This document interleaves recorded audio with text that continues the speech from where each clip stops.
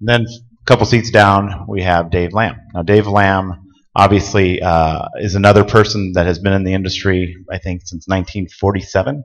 47. Has done so much for the game.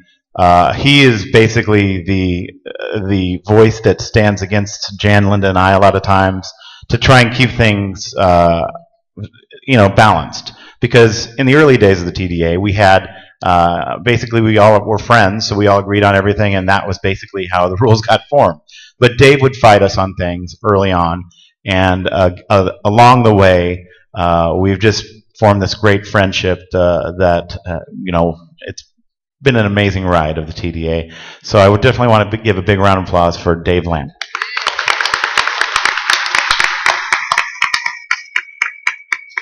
Now, in stepping down, we have had to make some decisions, and some tough decisions, on who we wanted to put on the board along with us. Now, the TDA has been, I would say, under attack over the last few years because there's been a lot of other rules associations coming out and actually wanting to adopt our rules, yet call them their own. And, obviously, we take it a little bit personal because from the beginning in 2001, when we got this group together, our goal was never to make any money. It was always to do what was best for the industry. It was always to form opinions of the industry, not that we wanted to do this for ourselves. We wanted the players and the tournament directors and the card room managers from around the world to have something that was standardized and made it easier for all of us to work together. Now, in making that happen, we've had some, we have worldwide issues. Obviously, there's different rules, different procedures, and things that happen. So this year, we are so fortunate to have 3 new board members on our staff, and I'd like to introduce them individually.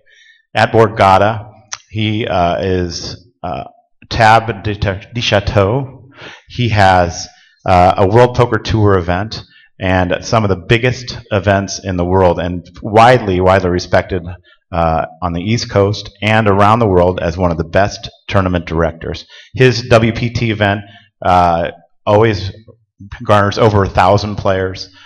He was one of the first ones to put up big guarantees on their tournaments, and has just done a wonderful job in promoting the game as it is today.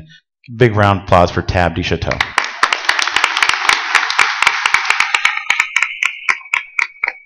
Now, he was the easy one because he's with the WPT, as am I. So he was the easy one to get on board. Next, we had to reach out to the big guns. Now, sitting next to Dave down there, we have Neil Johnson. Now, Neil Johnson is his title with the GPTL, which is the Global Poker Stars Tours. Global Poker Tours Limited. Global Poker Tours Limited, but we all know it's Poker Stars. And obviously, they are the biggest and most professionally run online poker room in the world. So to have them on the board and to have all of their tours, which cover Latin America, Asia, I know I'm going to forget some, EPT, PCA, some of the biggest tours in the world, it was vital to me that we got somebody from their organization on, and we were lucky enough to land Neil Johnson, the head of that Global Poker Tours Limited. Neil Johnson, give him a round of applause.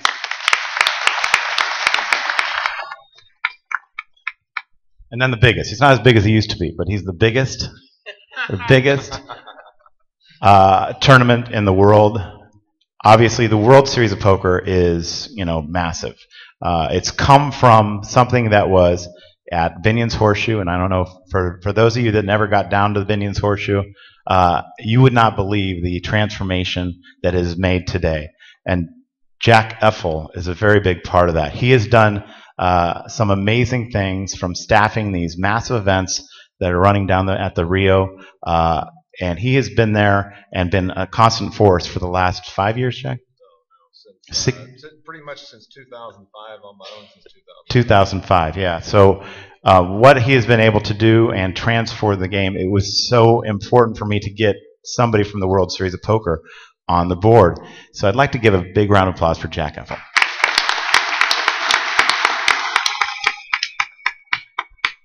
Now, along with that, if we were to encapsulate all of the tours from around the world and in all of the major tournaments in the world, what this does for us as the TDA is obviously vital, as I've said before, because now we know that when we go to Europe to play the EPT, we're going to have the same rules as when we go to the Commerce and play the WPT.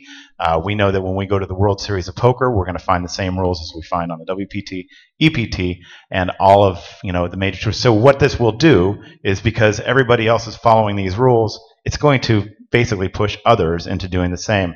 And so that's why I felt like it was so important for us to have these guys on the board, and I'm really excited about where this is going. And we have some rules that have been different, so we're going to jump right into those. And I want to do one more special introduction. Actually, I'm going to do two more, but I'm going to start with Donna Blevins. Miss Donna Blevins over here has been very helpful for all of our tournaments. She's done so many things for us. She coordinates our phone conferences. She keeps us in line many times, and she's done so many great things in the industry herself.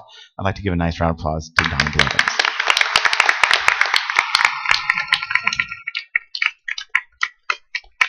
Now, anybody that's been in touch with the World Poker Tour, the TDA, I'm sorry. Just throw a little plug out there for the WPT. Anybody that's been in touch with the TDA has probably talked to this guy. His name is Mike Bishop. Mike, please stand up. His name is basically become synonymous with the TDA. Now, he hasn't been with us for all the time since the inception, but the last summit that we had this guy come from basically nowhere. He was a guy that we basically introduced as a helper, as an assistant to the TDA. And what he has become is the TDA. He basically does all of the work. He set up this whole PowerPoint. He helps set up this whole summit. He works on the forums. He answers questions. He answers emails. He does all the things needed to do. All of us up here on the board have spent countless hours with him working on these things. He pushes us through these. We don't know where the TDA would be without this guy. I need a huge round of applause for this guy, Mike Bishop.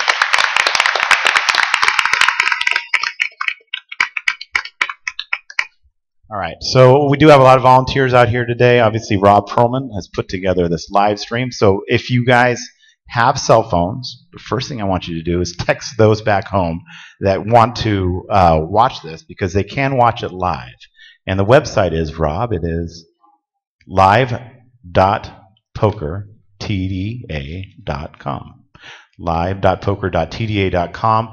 Text everybody back home, and they can turn it on and watch. And after that, put your cell phones away, please, and at least put them in silent mode. Okay, let's push through. Mike, are we ready? All right, let's do it. Okay. Donna has a little housekeeping first, she says. I want to be sure that everyone who's staying here at the Venetian has the proper rate. There was a little bit of squeaky with that. If you have a king room and you came in last night, Tuesday, Wednesday, Thursday, the king suite rate is $119. The double queen rate is $149. Kathy Raymond got those rates. Nobody else in the world ever gets that rate. That's a better rate than if you played 6 hours at the poker room every day. I mean, that's phenomenal. If you don't have that rate, double check it. Go to the front desk and say, Daniel said I'm supposed to have that rate. Please look in the records. Okay? Daniel was the supervisor that we worked with to fix it. So Daniel, he's not going to be here today and tomorrow, but he says he's put it in the record. So just check your rate. That's what you should be getting. And I'm Donna Blevins. If you need anything, just look up. I'll be here. Okay, thanks. All right. So as we get underway, the way this happens is, for those of you who've been here in the past, we've had a really good group of people that have worked together to try and get the rules where they're at today. And so the way this works is we have a group of rules that we're going to go through, which is the previous rules that are already currently our TDA rules, and we're going to go through those, parse those out as Mike Bishop has already done so well on this PowerPoint. We're going to review them, see if they need changes. And the way the voting goes is that we have everybody in this room, and we have all of your opinions count. And so the way this works is we will go through a rule, we will try and get it to a majority. Once we get that to a majority, and the number we're looking at is 80%, if there's a certain rule that you cannot live with, we will then reach out to you and tell us why you can't. Now, don't be embarrassed. Obviously, there's been many things over the years that I disagreed with in the TDA, but I went with them because I felt that it was the right thing to do for the industry, that people would know when they went from tournament to tournament that they would have the same rule. And I think that this is the goal of the TDA. Even if you don't agree 100%, if you can live with something that everybody else likes in the room, then we want to, of course, go with that rule so that it's standard. Sometimes having things be standard is better than having different rules just because we feel like it's a better way to do it. And so I think that this is an important thing that we've accomplished here in the past, and it seems almost impossible with a group of this size, but for some reason we've been able to do this year after year, and it's been a great process, so I look forward to that process today. So I'm going to start through the slides.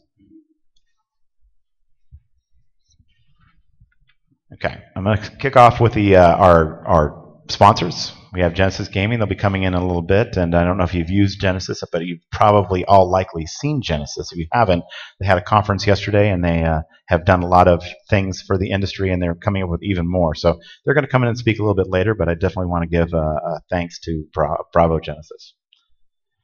The Global Poker Index. Now, what they have done for our industry is they are really trying to formulate a group that will have a global ranking for the world. And Alex Dreyfus, who will come in a little bit later, will discuss a little bit about how he plans to do that. And like I said, he's done many things for the industry as well. So I'm excited to hear from him a little bit later. Vegas Tech Group is Carrie Knoll. Carrie Knoll is the one that has done the website. You know, a lot of people said, why are you charging $10 for that TDA app? Well, it's basically just to pay Carrie Knoll. He has done so much for us with the website, basically for free. So, you know, as an effort to reach out to him, he put together that app. So I encourage you to spend the $10. It doesn't really, I know $10 is a lot for a app, especially one that has rules, but that's just the way that we paid him. He's not making any money on it. Obviously, he spent way more hours on it than needed to make it look great, and obviously the website as well. So definitely want to thank Carrie Knoll. All right, so we're underway with the rules, and I'll kick off with that. As I said before, your vote's essential. The networking part of it is to meet old friends, make new ones, and learn from poker industry leaders. Obviously, networking is a huge part of this, and we're excited that you can do that. Please leave that to the break so that we can get this thing going and push through it. I mentioned the cell phones. Make sure you get your tote bags. Lupe Soto from Lips Tour has added some homemade cookies to that, so hope you all enjoy that. We're going to go over the full set of rules, and we'll get it going now.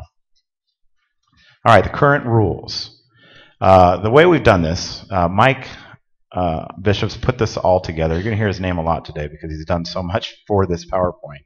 The proposed clarifications to the current rules will be in red, underlined and italic in the overhead. The proposed new rules in black, underlined, italics with quotes, and the notes and comments will be in blue on the overhead. The proposal text is just to start the discussion. Feel free to suggest other language or to object to the proposal entirely. All right, rule number 1, I'm going to read through it. Obviously, it's going to stay. It is our most important rule on the TDA. It's that 4 people are to consider the best interests of the game and fairness as top priority in decision-making process. Unusual circumstances can, on occasion, dictate that decisions in the interest of fairness take priority over the technical rules. The 4-person's decision is final. This is rule number 1. It's going to stay rule number 1, and it's likely not to change. Rule number 2. The English-only rule will be enforced in the United States during the play of hands.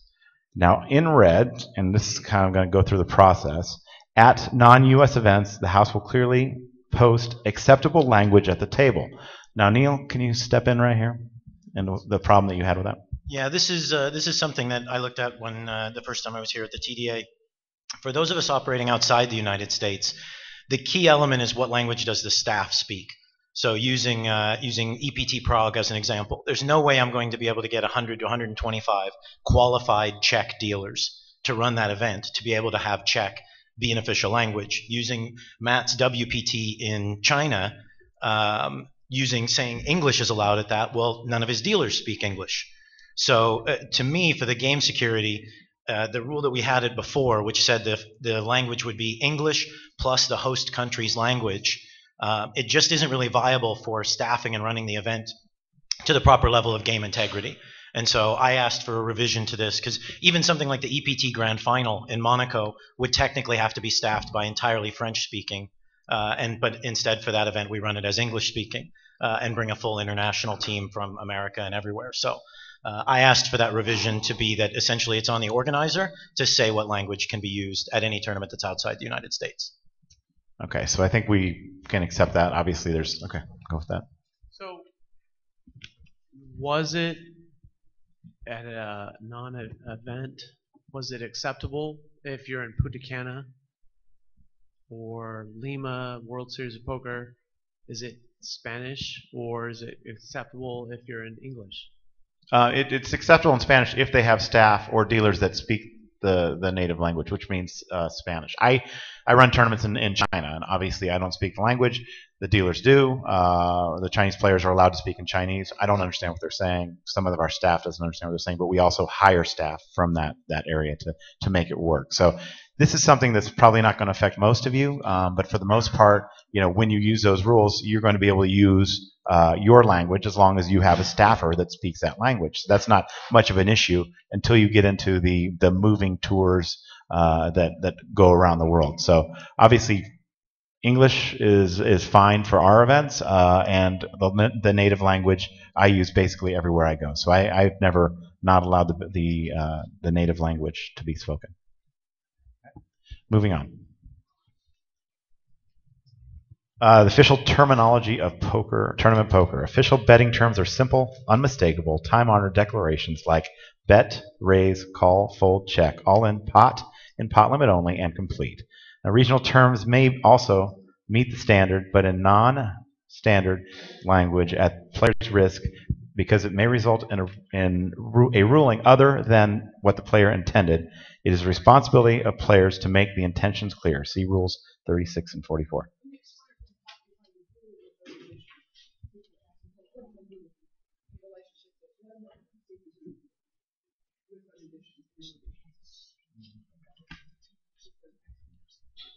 Yeah, so those additions that are in red, if somebody has a specific issue with that, we are just going to add those to the rules, correct, Mike? I mean, this is something that one simply was a change in words to make it so where Neil could do what he needed to do for his events. Backing up to the previous slide, we need to vote this in.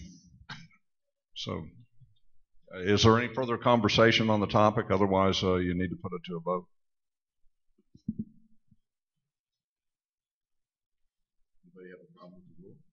Does anybody have a problem with that rule? See, there you go. Moving on.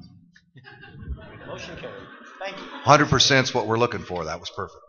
All right, so on rule number 3, obviously there's we went through this last year. We came up with all of these words. Has anybody in the last year come up with something that maybe was a word that was different? Like we were talking last night about certain things that had always been used before as the word raise, but me, as somebody that travels and does tournaments all over the world, the word raise was so simple that it clarified all of those other things like I see you or upstairs at Nellie's, whatever that even means, or sticking your thumb in the air, all of these things that people used to do. This has really simplified it for us. Is there anything else out there that you guys may have that is new or you think needs to be added to this one? Go for it.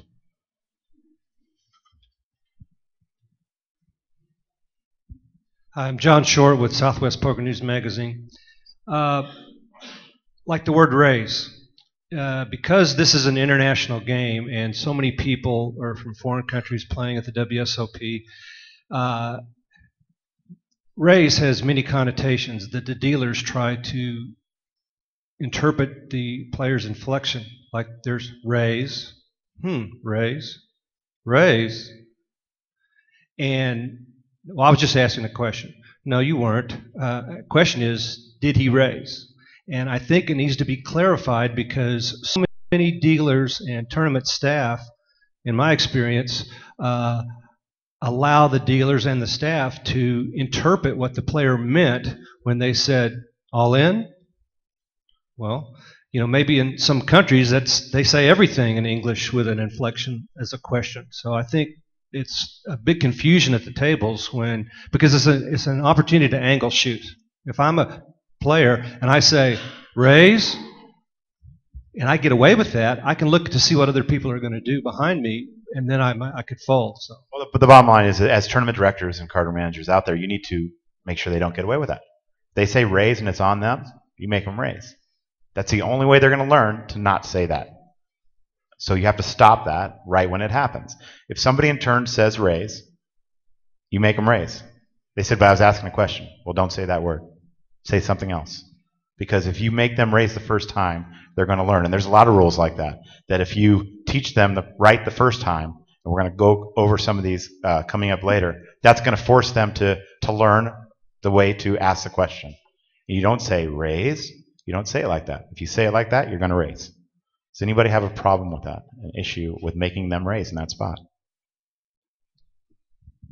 Hello, this is Juan from Madrid, Spain. As we have the rule in rule number 2 about languages, and we have the official terminology here in English only, shouldn't we put that each house should put the official terminology in local language as well? That's one question. Another question with numbers. When somebody say a number, in Spain a lot of people like 2,000 more. So usually you only allow 2,000, not the more that you say after that. So should we clarify that as well? Right, we're definitely going to go over that specific rule later on today. So you'll see that later. But yes, definitely the local language is obviously accepted. And obviously if you're running your local tournaments, you can speak in the language that you do. There's, I think I'm going to write this rule so that it allows for all of the things you're talking about. But we do appreciate that. Thank you very much. Mucho gusto. Communication. All right, this one obviously has been an issue for a number of years, but obviously it's not going to stop. So the way we've written this rule is players may talk on the table. House rules applies to all other forms of electronic devices. We could not come up with a clear decision on this. What do I do in my tournaments? I allow people to use their phones, to text, to tweet when a hand is not in front of them. Now the question has come up, are they allowed to watch movies? Are they allowed to do all these other things? If that doesn't work for you, this is covered in this rule. If it does work for you, it's covered in this rule. So basically, the rule is there to provide attention to this communication issue. I know that some people don't even allow it at all. And, I was up in Tulalip Casino. They don't allow cell phones at the table. The players don't like it. Probably doesn't help them advertise their casino, but at the same time, it's their rule, it's their regulation, and that's what we have to live with. So this rule covers that they can do whatever they want with their cell phone rules. Neil, what is your cell phone rule for the? Ours is basically the same. The only extra that we've put in is, and again, the players aren't huge fans of it, but they deal with it. We don't allow electronics to rest on the gaming surface, essentially. So I can't be sitting here, my phone, and then set my phone down on the table near my cards or anything. We don't even allow them to rest on the rail. You can set it, I don't know if you can see it, but kind of like this to where it's against the rail. But what we're trying to do, I mean, I think everybody can acknowledge that eventually there's going to be an electronics cheating scandal somewhere. And we have to protect the players from themselves, because right now nobody's going to care. Oh, I want to tweet, I want to watch my movie. And then the instant it happens at whoever's acronym, they're all going to be screaming, going, why didn't you guys do something more to prevent this? So we have the same rule as Matt. Nobody can talk on the phone. You can text if you don't have cards. You can use your electronics, but we do not want them resting on the gaming surface. We're trying to keep, the 7 cameras that are in my phone away from the cards. Has anybody else had any specific problems, things that they need to do that maybe doesn't fit in this rule?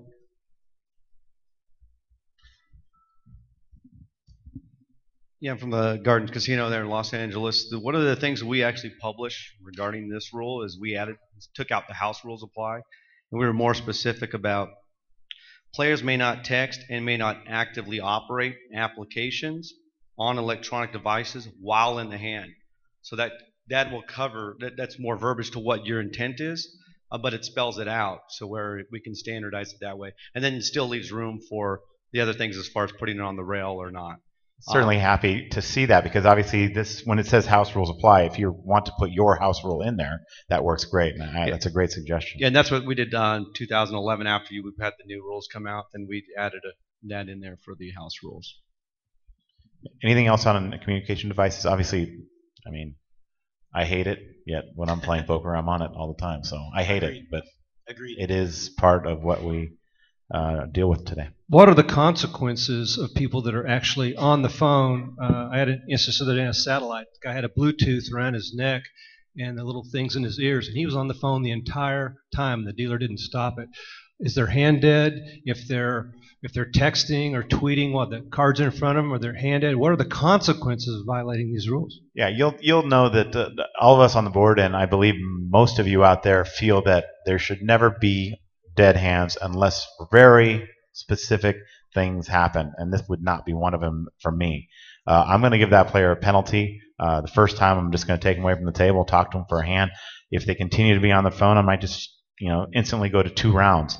But obviously it needs to stop, and you need to let the dealer know or the floor people know that this player is on the phone. And with the Bluetooth the way it is today, it makes it even tougher for you. But I'll say this a lot often through the thing. A lot of times poker players have to regulate their own games. You see this all the time, that they want the floor people to handle all situations. Poker players have to police the game too. So it's incumbent upon you. If you want something done about it, you need to stick your hand up and say floor, or tell the dealer he can't be on the phone, please call the floor, or handle it as you do. So I think that we're all getting away from dead hands. Does anybody out there, by show of hands, kill hands by people that are on their cell phone?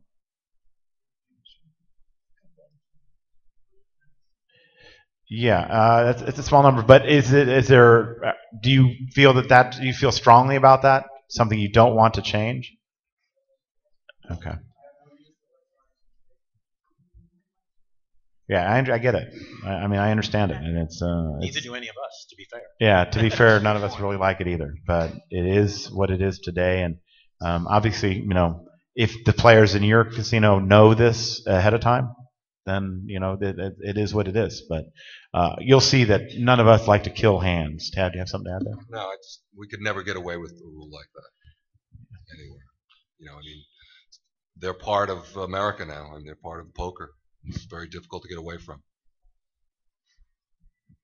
All my nightly tournament players, they know about it, but when I run a big tournament, Jim Hummel from Muckleshoot Casino up in Seattle. When I run a big tournament and new players come in, I hand out flyers at every table when the players sit down that addresses the electronics issue, because when I make the announcements at the start of the tournament, most people turn off their hearing aids and they don't listen to what's going on. Then when they get caught, they start hollering. So I do put a piece of paper on every table, and then we go from there. Okay. So again, this rule covers all these situations that are going to come up for you. So if, again, our suggestion would be to do as you please. Do what you need to do, and make sure the rule is known, as Jan said. Okay. Random correct seating. Now, I've actually seen this in the last year. There's a comment in the back. Oh, sorry. Just one quick comment. Brian Vickers, Hollywood Casino, Grand Forks, PA. The one gentleman up there said that you don't allow electronic devices to rest on the rail. We had kind of a compromise rule there, in that our house rule is that electronic devices may rest on the rail, but the screens just have to be face down while you have cards. So that might be a compromise option for the players' sake, to not inconvenience them too much, but they still wouldn't be able to have access to a screen while they had cards in front of them, as far as getting a text message for maybe updates on someone else's hand. Okay.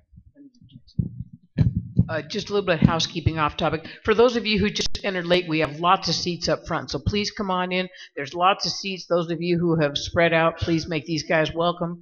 Thanks for coming in. Sorry you're late. You didn't miss too much. We just made like 19 new rules, but we voted for you, so it's all good.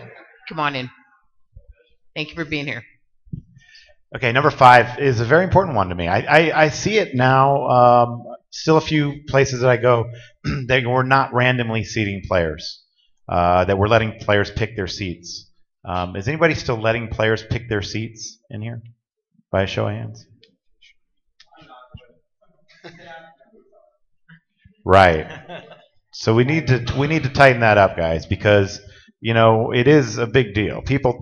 Seating assignments are very important for tournaments, obviously, and it's becoming more and more important. What position you're sitting in. People are learning about how that goes. So even in our satellites, we just need to make sure that there's some random seating so that players don't get to pick and choose and sit where they want to sit. Because like I said, it is something that I feel is important. What's your process over there, Thomas, for your satellites? So you have to pay at the cage and get your seating assignment then, or do you pick at the table?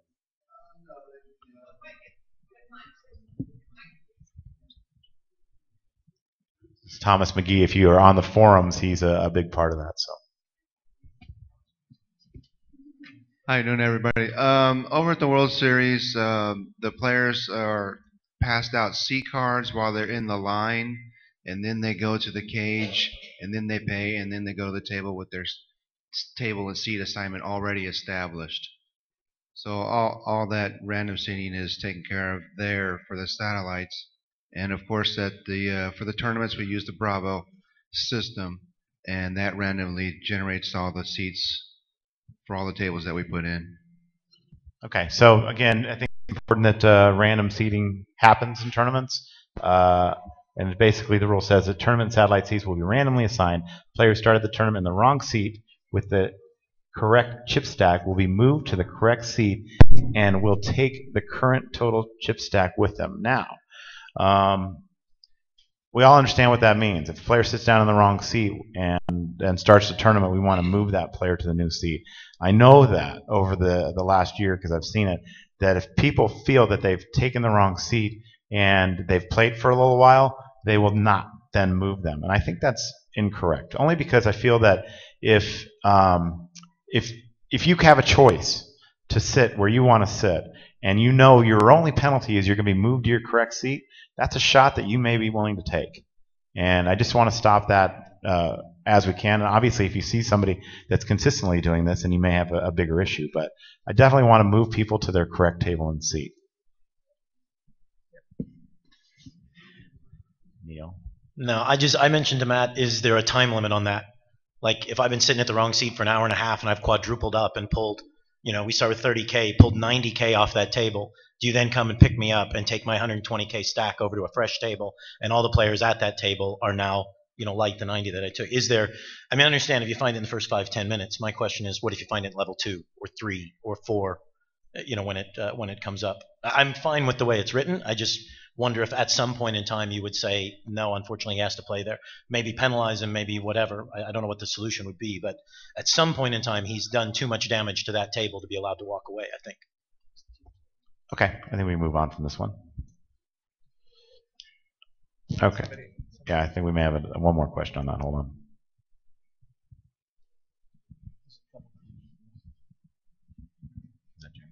Hi, Bob Bloom from Lucky Chances in Colma. What about special needs for seating? We do random seating. I don't let anybody pick their seat, but sometimes we have people in wheelchairs or people that are... We're about to get there. Oh, you are? Okay, great. Thanks. That's number 6. Special needs. Accommodation for players with special needs will be made when possible. Is that okay for you, Bob? What with members of the same family that are seated at the same table? I have a rule for that. We could not come up with a consensus on that. We felt that many times that maybe a tournament starts with one table and 2 family members sit at the same table. We couldn't come up with a way to make that work for everybody. I can tell you what I do, and these guys can jump in as well. I do not let the players sit at the same table from the start of the tournament. I will move one of those players. If they get redrawn to a table, I will then not do anything about it. Maybe we'll make an announcement to the table that, this is husband and wife, or not. But, for the most part, they don't want to play together. And we don't want them to play together, so why not make some kind of accommodation? But I do feel that after the draw, we don't want to have people keep following them around and doing anything. We're doing tournaments the size of some of the ones that we are doing. It makes it really tough to have to follow that from the start. But of course, if you do that, then I think that we want to make sure that they're not sitting together at the start. Tab? Yeah, I agree. We always move a player. if it's a family member, we always move them. It's just clear cut. It's not an issue, and we just move them. So, The problem becomes, though, where do you draw the line? Boyfriend, girlfriend, brother, sister, family member. If it's boyfriend, girlfriend, we leave them on the same table. Just if it's a family member. So marriage is bad. Marriage is bad, and they normally don't want to sit with each other anyway. If you want to keep colluding, you should stay engaged. Yeah. Yes. Excuse me, really fast. Going back to number 5, isn't it the dealer's responsibility to accept a dealer card? Most of tournaments have a dealer card. So how do you enforce the dealer from correcting the situation?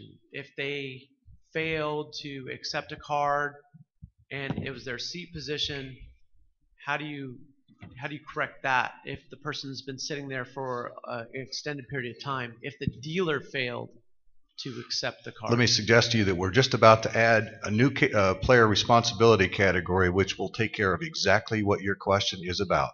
Who has responsibility for reading those signs? Yes, the dealer does. Clearly there to help you find your seat, but it's, guess what? This receipt is issued to you to go find your seat.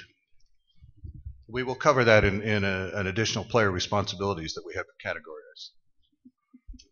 Okay. Matt, So, yes. one thing, Sandy Selzer, Independent, on 5, where you talk about if a player goes to the wrong seat, why not invoking an automatic penalty for someone who goes to the wrong seat?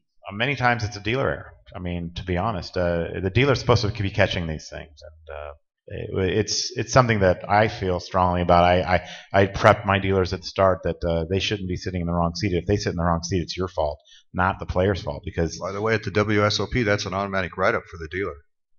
That is a strike against their dealer performance. Jack Palomo from Top 3 Poker, Canton, Georgia. Special needs as far as having family members and that kind of thing. I don't know how strict your rules are. Could you put some blurb in there saying that family members or friends are like together at the same table are strongly discouraged? Because there is a lot of what I see colluding sometimes between sister and brother and that kind of thing. I see in our tournaments. So I just wondered, I don't know how strict per se you write your rules, but maybe put a blurb there say that it's strongly discouraged that blah blah blah. So Linda has just said to me, whispered to me into my ear, that she feels maybe we should add something to special needs about family members seated at the same table. That I don't know. Does anybody see? Here's the thing. When I run charity events and things, I want to use TDA rules, and a lot of times they'll say to me, I want to sit with my wife. Can I sit with my wife? It's a charity event. It's for fun. It's to raise money for somebody. I allow it, but I want to follow the TDA rules. So I feel kind of, even myself, I feel kind of conflicted about having that added to the rule. Does anybody else see that we could add this possibly to the rule? Does anybody have current verbiage about in your rule sets about that? The one I do a lot of charity events. That's primarily my business. It's tough to when you say someone wants to sit with their individual. How do you really say no? This is a sanctioned event, and you're from California, so there's a lot of rules in California where the prizes are based on $500. You can't exceed. If you're in a casino, it's different, but you can't do that. How do you actually do that? It just depends on the situation. Sometimes you're not going to stop it because they want to play together or whatever, and it's one of those things that obviously you want to have random seating, but at the same time you have to accommodate the celebrities or the players that are there for these events. So you don't want to upset the people that are putting this thing on.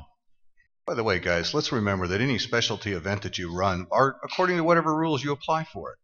Let's face it, we're talking about for major tournament, international, that's what we want to make a rule for. Feel free to create your own set of rules, publish them and put them out, and if it's a free roll event, whatever you want to do with it, that's your prerogative. One possible solution to just handle all this in one sentence would be to go to back up the slide if you would, Matt, to number 5. And just at the end of that random correct seating, at the very end of it, just say the TD reserves the right to reassign seating in the best interest of the tournament.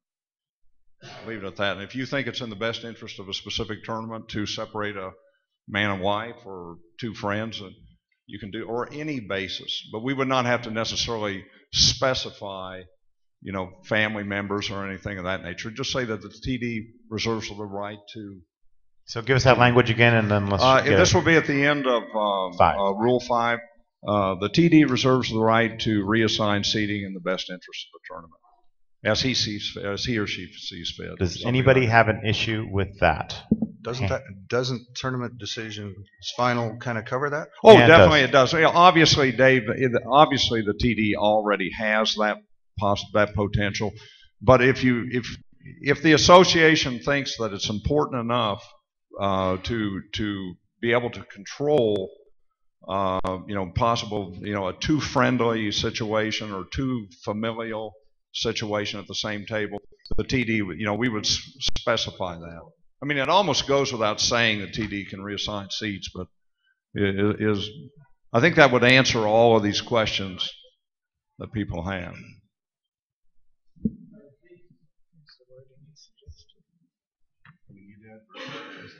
I'm just agreeing with the board member there. I mean, that is covered in Rule 1, and I always go back to Rule 1 with all of these little things. Well, this textbook, there's gray areas everywhere, and that's why we're there. It's not a computer there. We're there to make those best decisions in the integrity of the game.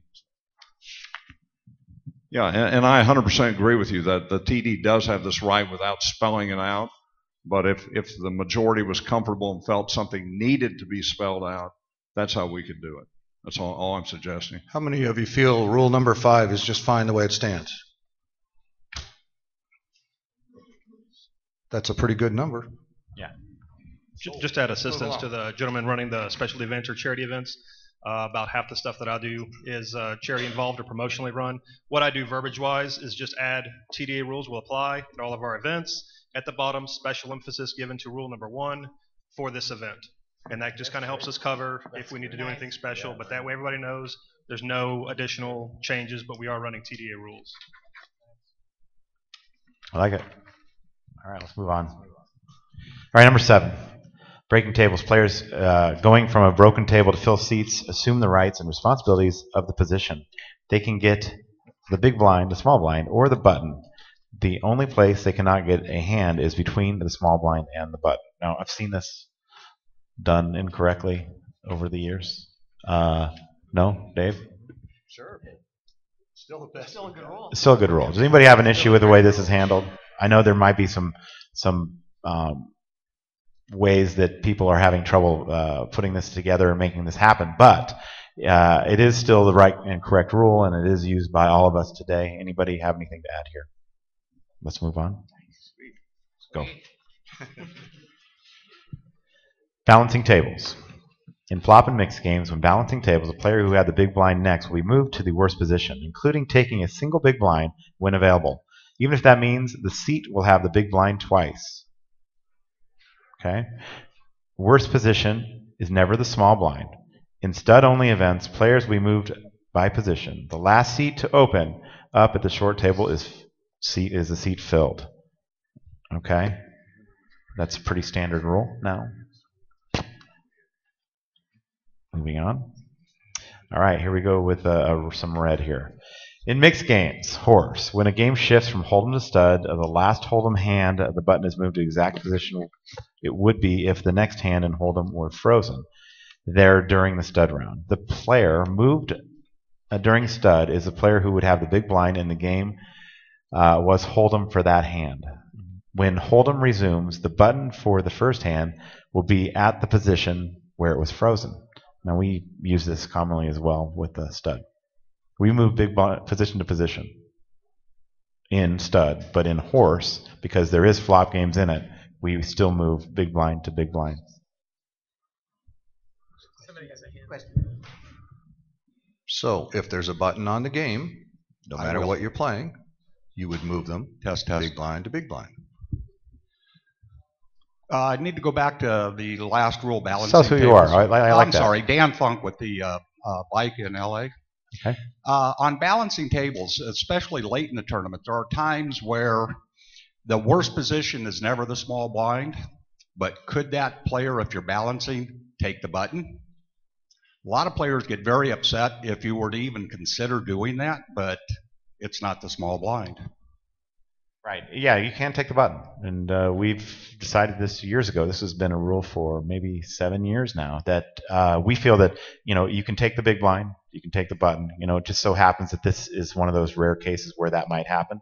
But it is standard and it is done the same way every time. So I don't see any reason to add anything or change anything here. No, I don't think you can change it, but the reality is that you're right. Occasionally, it's effectively the only seat available is a button position, even though it's the button physically may be 2 positions over. Effectively, you have last action. It's the button. That's all you can do. To keep your tables balanced, it's not balanced if the guy is moving to the only open seat at that particular point. Let's say you're going from 10-handed to 9-handed. You want to balance your tables, but then the guy would end up having to sit out for a hand or even 2 hands, depending on whether the button was moved or not. So that was just a question that I had on that. Thank you. Okay, so C. This is something that was added, Mike. The order of tables from which players are moved will be predetermined.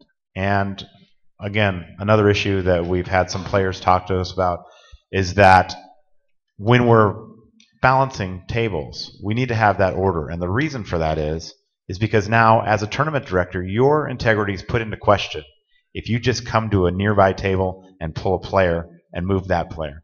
Your integrity can be called into question every time. And I've seen it. People say, why are you moving me?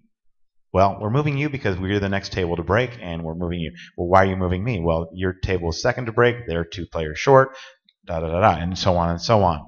But if you do it in a predetermined way, they can never accuse you of anything. And I think that, to me, is the most important reason for this rule. Yeah, and this actually is just this is actually a sentence in the current TDA rules. We have just taken it out and made it a separate, subsection C so that it will be emphasized. If you look at your old rules, for example, balancing tables A, if you go down about nearly the end of the paragraph, it reads, the table from which a player is moved will be as specified by a predetermined procedure. So it was kind of lost on some people in the current rules. So all that has been done here is to take it out and make it a separate message to make it a little more clear. Okay, so this adding, does anybody have a problem? I mean, obviously a lot of the small cards, a lot of small tournaments, it's more friendly feel, so you just kind of like do it as you want. But I think that if everybody's doing it the same, obviously it makes it better for those players. So again, we don't have those issues. I think it makes it smoother and easier for you. Does anybody have an issue with this being added to the rule? Anybody have a comment or an issue with this being added? Okay, we got one hand.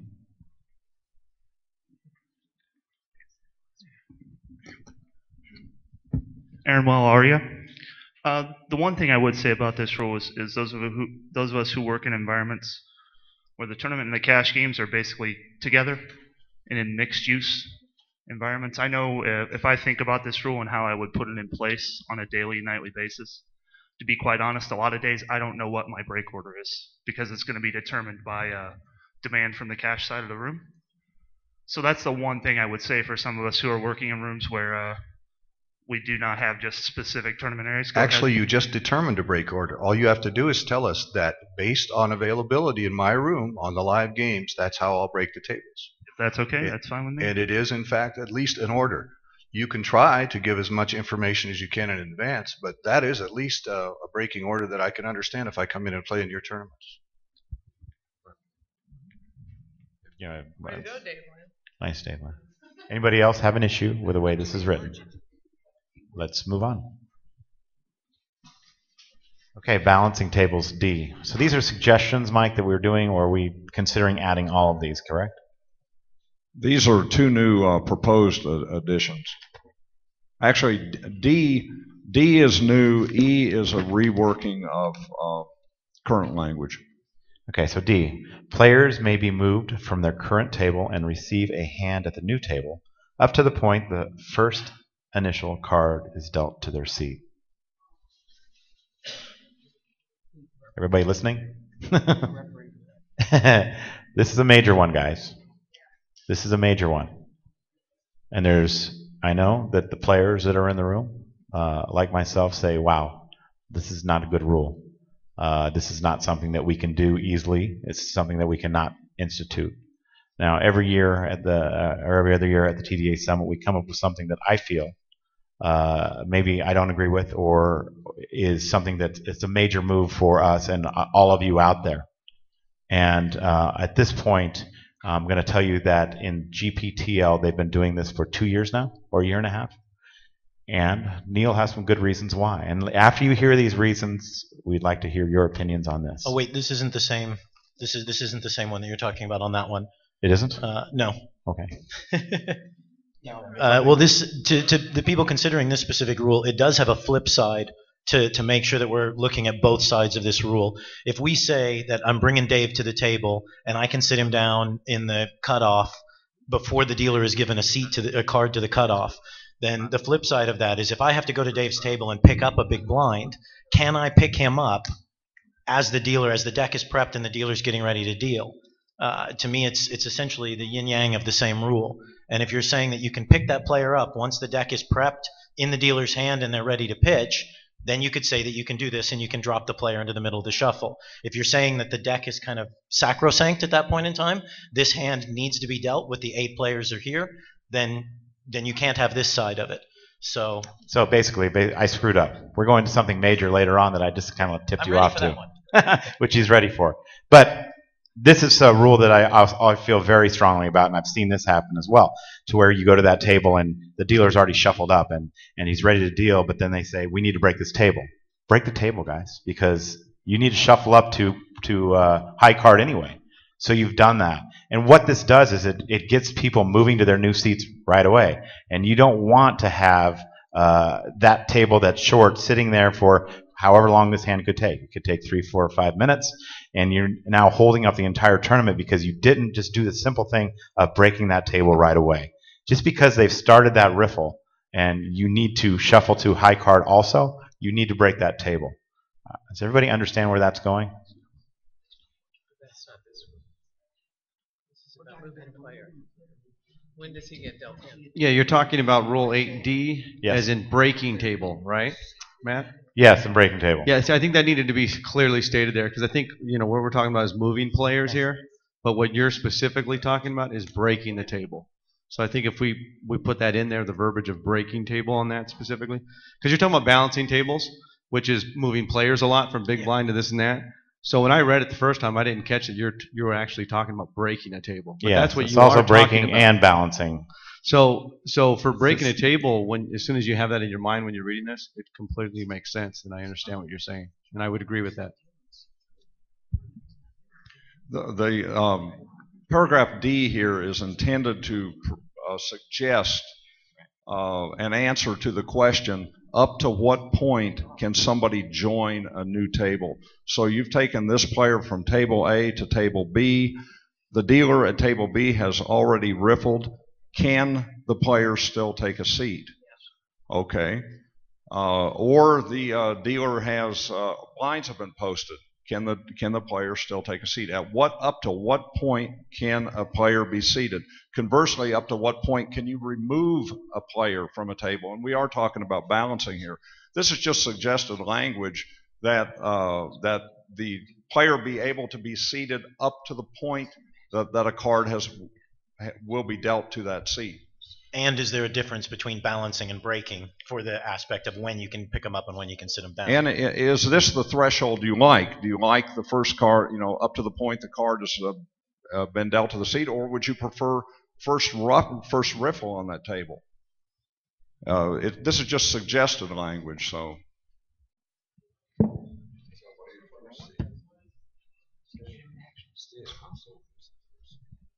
Mike, I just want to add something to this. Even at the World Series where we do high card off players when we're breaking a table, I've gone all the way up to the point where each player has received one card, and I just had them turn that card up because they're going to get those cards anyway in order when we hard card them off. So I would add to this language, receive 2 cards or a complete hand. because we're going to do that anyway at the World Series. We're going to riffle, we're going to cut the cards, we're going to high card off X number of cards for each player at the table. So if they each have one card, that's the same representative of the cards that we're going to deal out anyways when we hard card them off. Right behind you.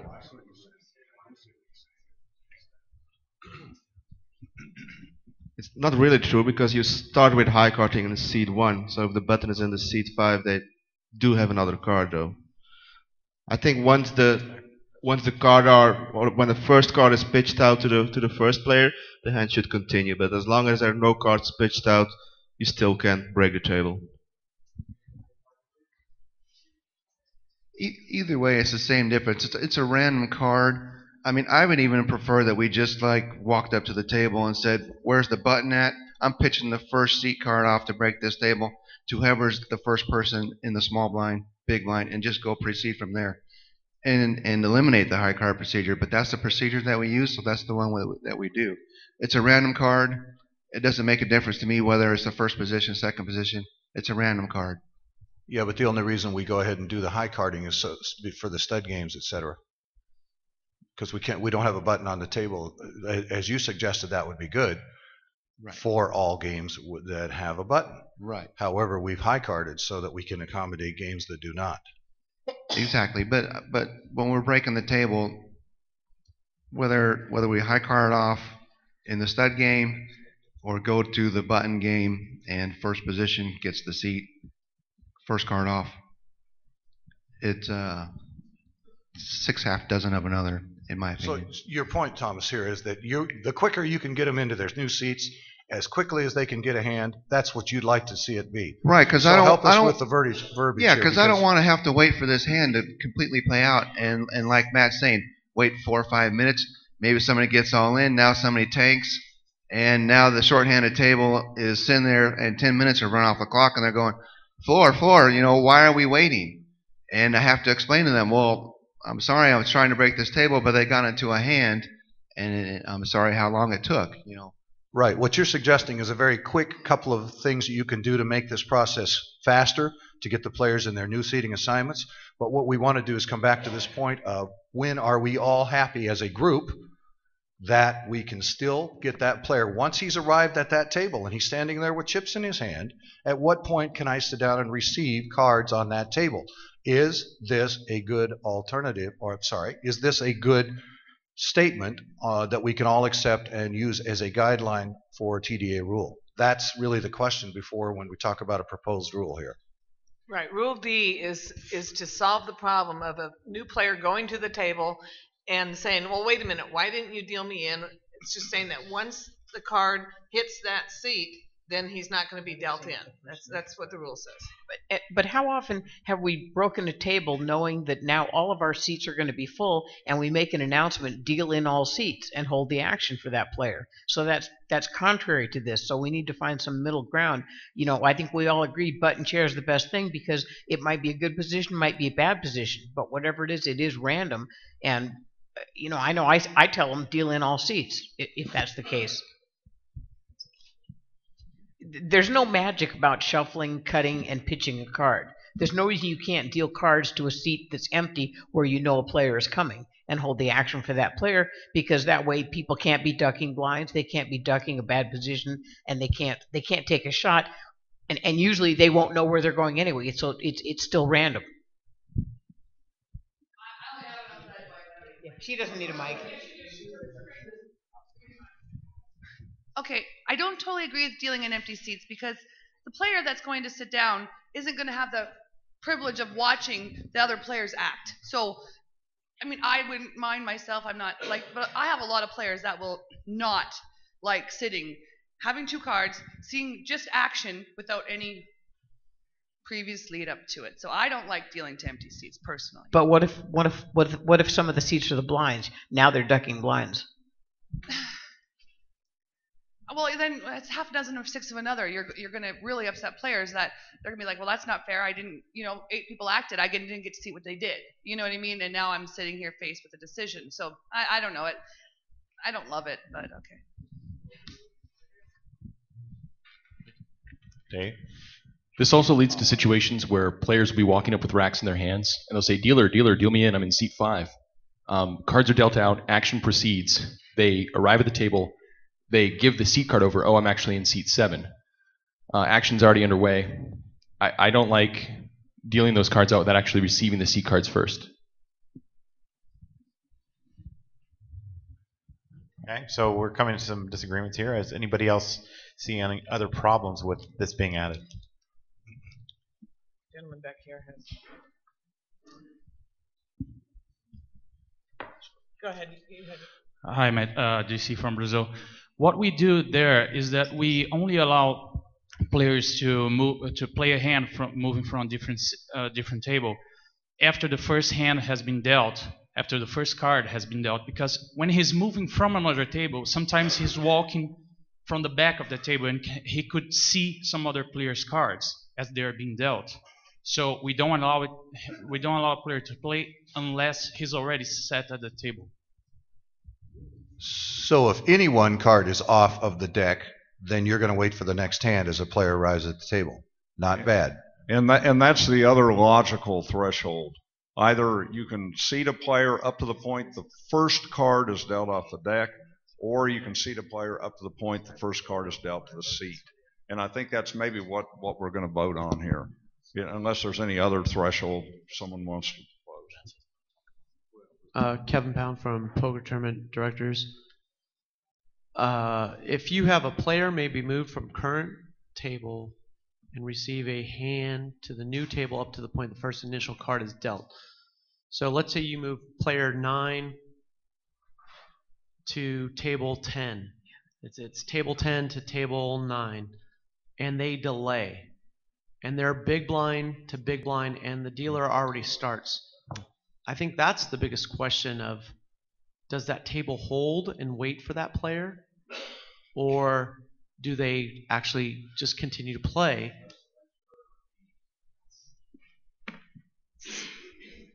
Okay, so basically, we're okay with what we're doing. I'm okay with doing the way I do it, and I think that most of you sound like you're okay with doing it the way you do it. I vote that we strike D. Let's move on and not discuss it anymore. What was the final decision? What was the final We're decision? striking D. Removing it. Yes. Don't talk about it outside this room. With a secret handshake. Never speak of it again. Until someone said it. Okay, E. In full table events, play will halt when the table is 3 or more players short. But if play does not halt, it will not be cause for a misdeal. As the event progresses, when manageable and appropriate for the type of game, at TD's discretion, tables will be more tightly balanced. Now, I mean, when you run tournaments that have 50, 60 tables, sometimes this becomes a little problematic, and especially when they're smaller buy-in or where they're faster, and sometimes tables go 3 short. The proposal here is that some of the players feel that you should always stop when you're 3 short. I don't have a major issue with that, only because I feel that they deserve that kind of treatment when they are 3 players short, and I know that we do have some players in the room as well. Do we feel that we can add a rule here that mandates, basically, that we stop those tables when they're 3 short? Is there anybody here that doesn't stop their tables when they're 3 short? 3 short of the table with the most players. So if it's 9-handed tables, 6. Is anybody that doesn't? Okay.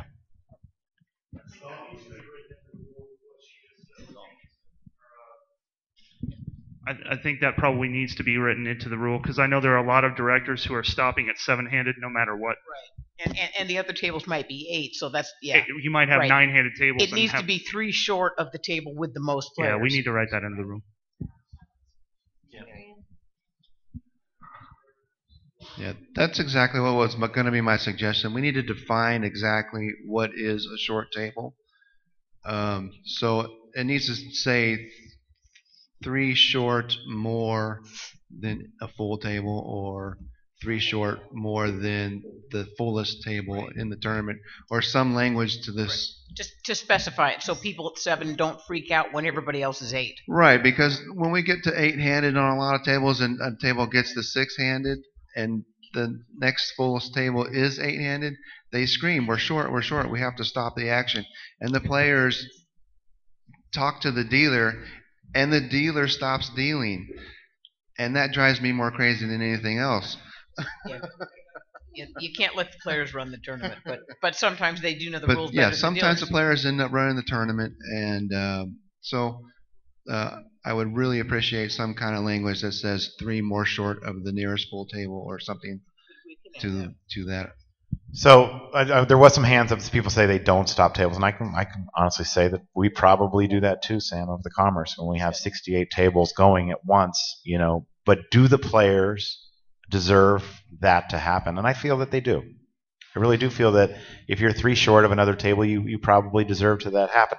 So as tournament directors, do we feel that we could do this as a rule? Do we feel like we can give the players that Time out, Matt. For each confidence? player on your table. Huh? For each player on your table that you think you're doing a favor, there's 2 more arguing, excuse me, that they should be getting hands instead of waiting. Yeah, There's 2 more arguing on every short-handed table. There's always somebody that's going to tell you the flip side of this is, while you're holding us and being so good to us, we're wasting hands. That's a good point.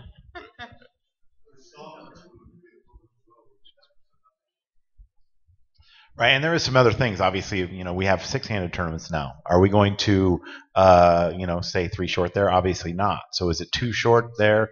When you're playing a 4-max tournament, is it now 1 short? It's pretty, I mean, it might be that, again, we just need to strike this as well, because if we feel that we can't come to this agreement, and maybe it's just something we say, as a courtesy to your players, if you feel that it's an issue, you should probably stop the table. But Mike?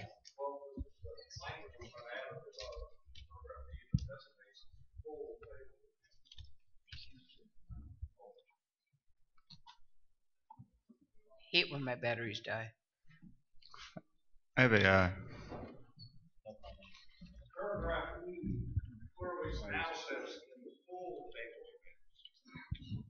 So we're not talking about a 6-handed table, but a 9 or 10-handed table. Right, but would the language then need to be specific for those things as well? Well, and then you have, as the event progresses, and as appropriate for the type of game, so that if you have a different balancing standard for a 6-handed event, or you take the type of game into account.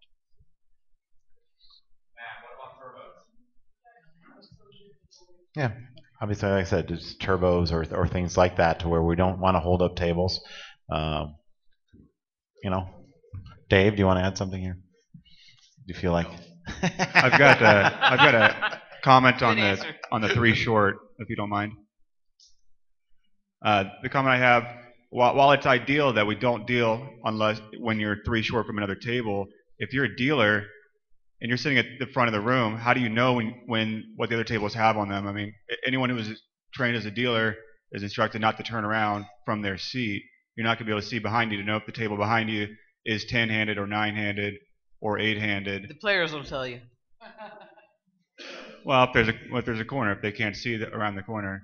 The house rule that we have is that play will halt when you're 3 short of a max table. So if max table is 10, play will halt until instructed by a floor person to proceed. That's the only addition. The floor person will say, they'll even just do one of these and say, go ahead. They'll look and see, well, that table's 9, you're 7, they'll give you one of these. Play's halted for maybe 5 seconds while they're giving you the go ahead.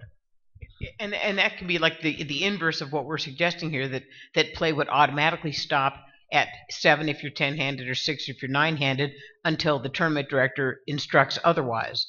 And that might not be a bad way of doing it, because the tournament director should have a handle on what's going on all the tables. Right. The way that we've written it is that play will halt when you get down to 7 until instructed to proceed. But then every player you lose after that, maybe you were given the go ahead at 7 because the other table is a 9. Now you're down to 6. You need to alert the floor, get the go ahead to proceed again. That's the way our rules at our property is, that you stop at 7, go ahead. Stop at 6, 6-handed. All right, hold up, I got to move a player over because now you are 3 short. So at this point, if we're looking at paragraph E, if we say in a full table advance, play will halt when a table is 3 or more players short of the table with the most players. Next sentence, play will halt on other game formats, parentheses, six-handed, turbos, etc., at TD's discretion. As the event progresses, when manageable and appropriate for the type of game, at TD's discretion, tables will be more tightly balanced. So that includes your six-handed, your turbos, and it also defines 3 players short of what?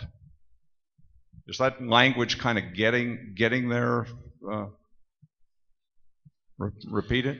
Yeah, I mean, I think, I don't know. I feel like we could probably do something here. Is there anybody that feel that we can't come up with something here, and is there a reason why they can't? Is there, Tommy?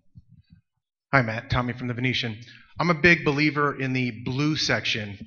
And I've instructed my staff and my dealers that if it's not going to directly affect the big blind, to deal one more hand and then stop.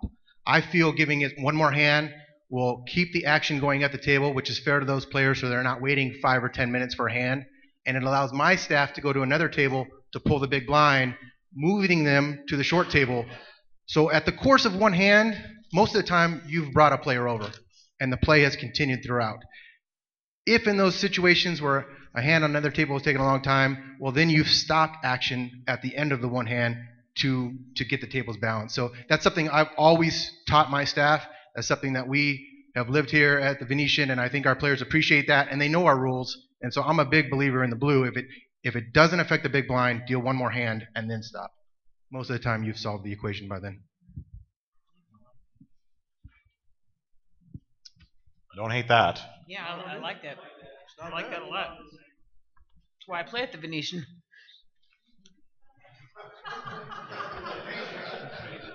And it's a real nice room, too. Good table, good overhead.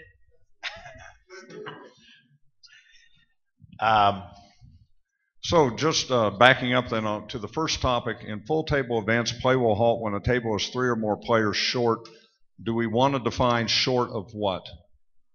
And if so, is of the table with the most players the answer? Any problems? So if we go with that, then we've got to address the game types that do not start with a full table. They start with six-handed. Obviously, you're not going to wait for a 3-table short in that situation. So play will halt on other game formats, example, six-handed, turbos, at TD's discretion.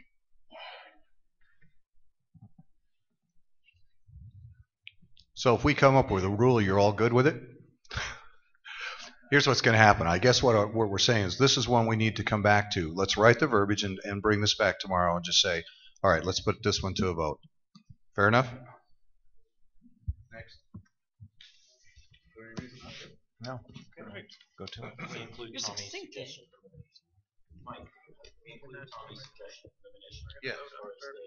Yeah, and the language that Tommy's talking about, that's actually language suggested by Jack. So there's a lot of consensus on that issue, for sure. Okay, so we'll go to 9. Number of players at the final table. In flop games, where final table consists of 10 players, in 6-handed games, the final table will consist of 7 players. Stud games will consist of 9, and 7-handed, and like deuce to 7, they'll consist of 8. Alternate language proposal. Final tables will have the number of players at full table for game type plus 1. Example, 9-handed events 10, 8-handed events 7, and so on. So basically, because now there's just so many different styles of games. There's 4-handed events, there's 8-handed events, there's 9-handed events, 10-handed events, all of those things, one more additional player. Did anybody have a problem with that over the last couple of years? I know that it's been there for a while. I know that, when you have a 6-max tournament, some people say, why are you playing 7? Stud tournaments, they say, why are you playing 9? It works. It doesn't. There's no reason not to do it. It does work. And the goal of this was to make it standard so that everybody was doing it. And Also, if you change the wording, because we had some of these same people going really uber nitty saying, it says 6-max, I should never be at a 7-handed table. Then stop calling your tournament 6-max and call it 6-handed. And then you have the maximum word gone, and it takes away the complaint from some of the really frustrated players. We changed all of our formats to say 6-handed, 8-handed, 9-handed, 4-handed, whatever, so they weren't coming at us with the word maximum. Hi, Paul Campbell, Tournament Poker Manager at Binions. The one issue that I have with this is actually the 10-handed final table and flop games. I'm a believer that all final tables should be an odd number of players. That way when you're going from 2 tables to 1, the tables are balanced. There's generally going to be a pay jump going to the final table. I believe there should be a pay jump going to the final table. If you're at 10-handed and you have a pay jump, you're playing 6 and 5.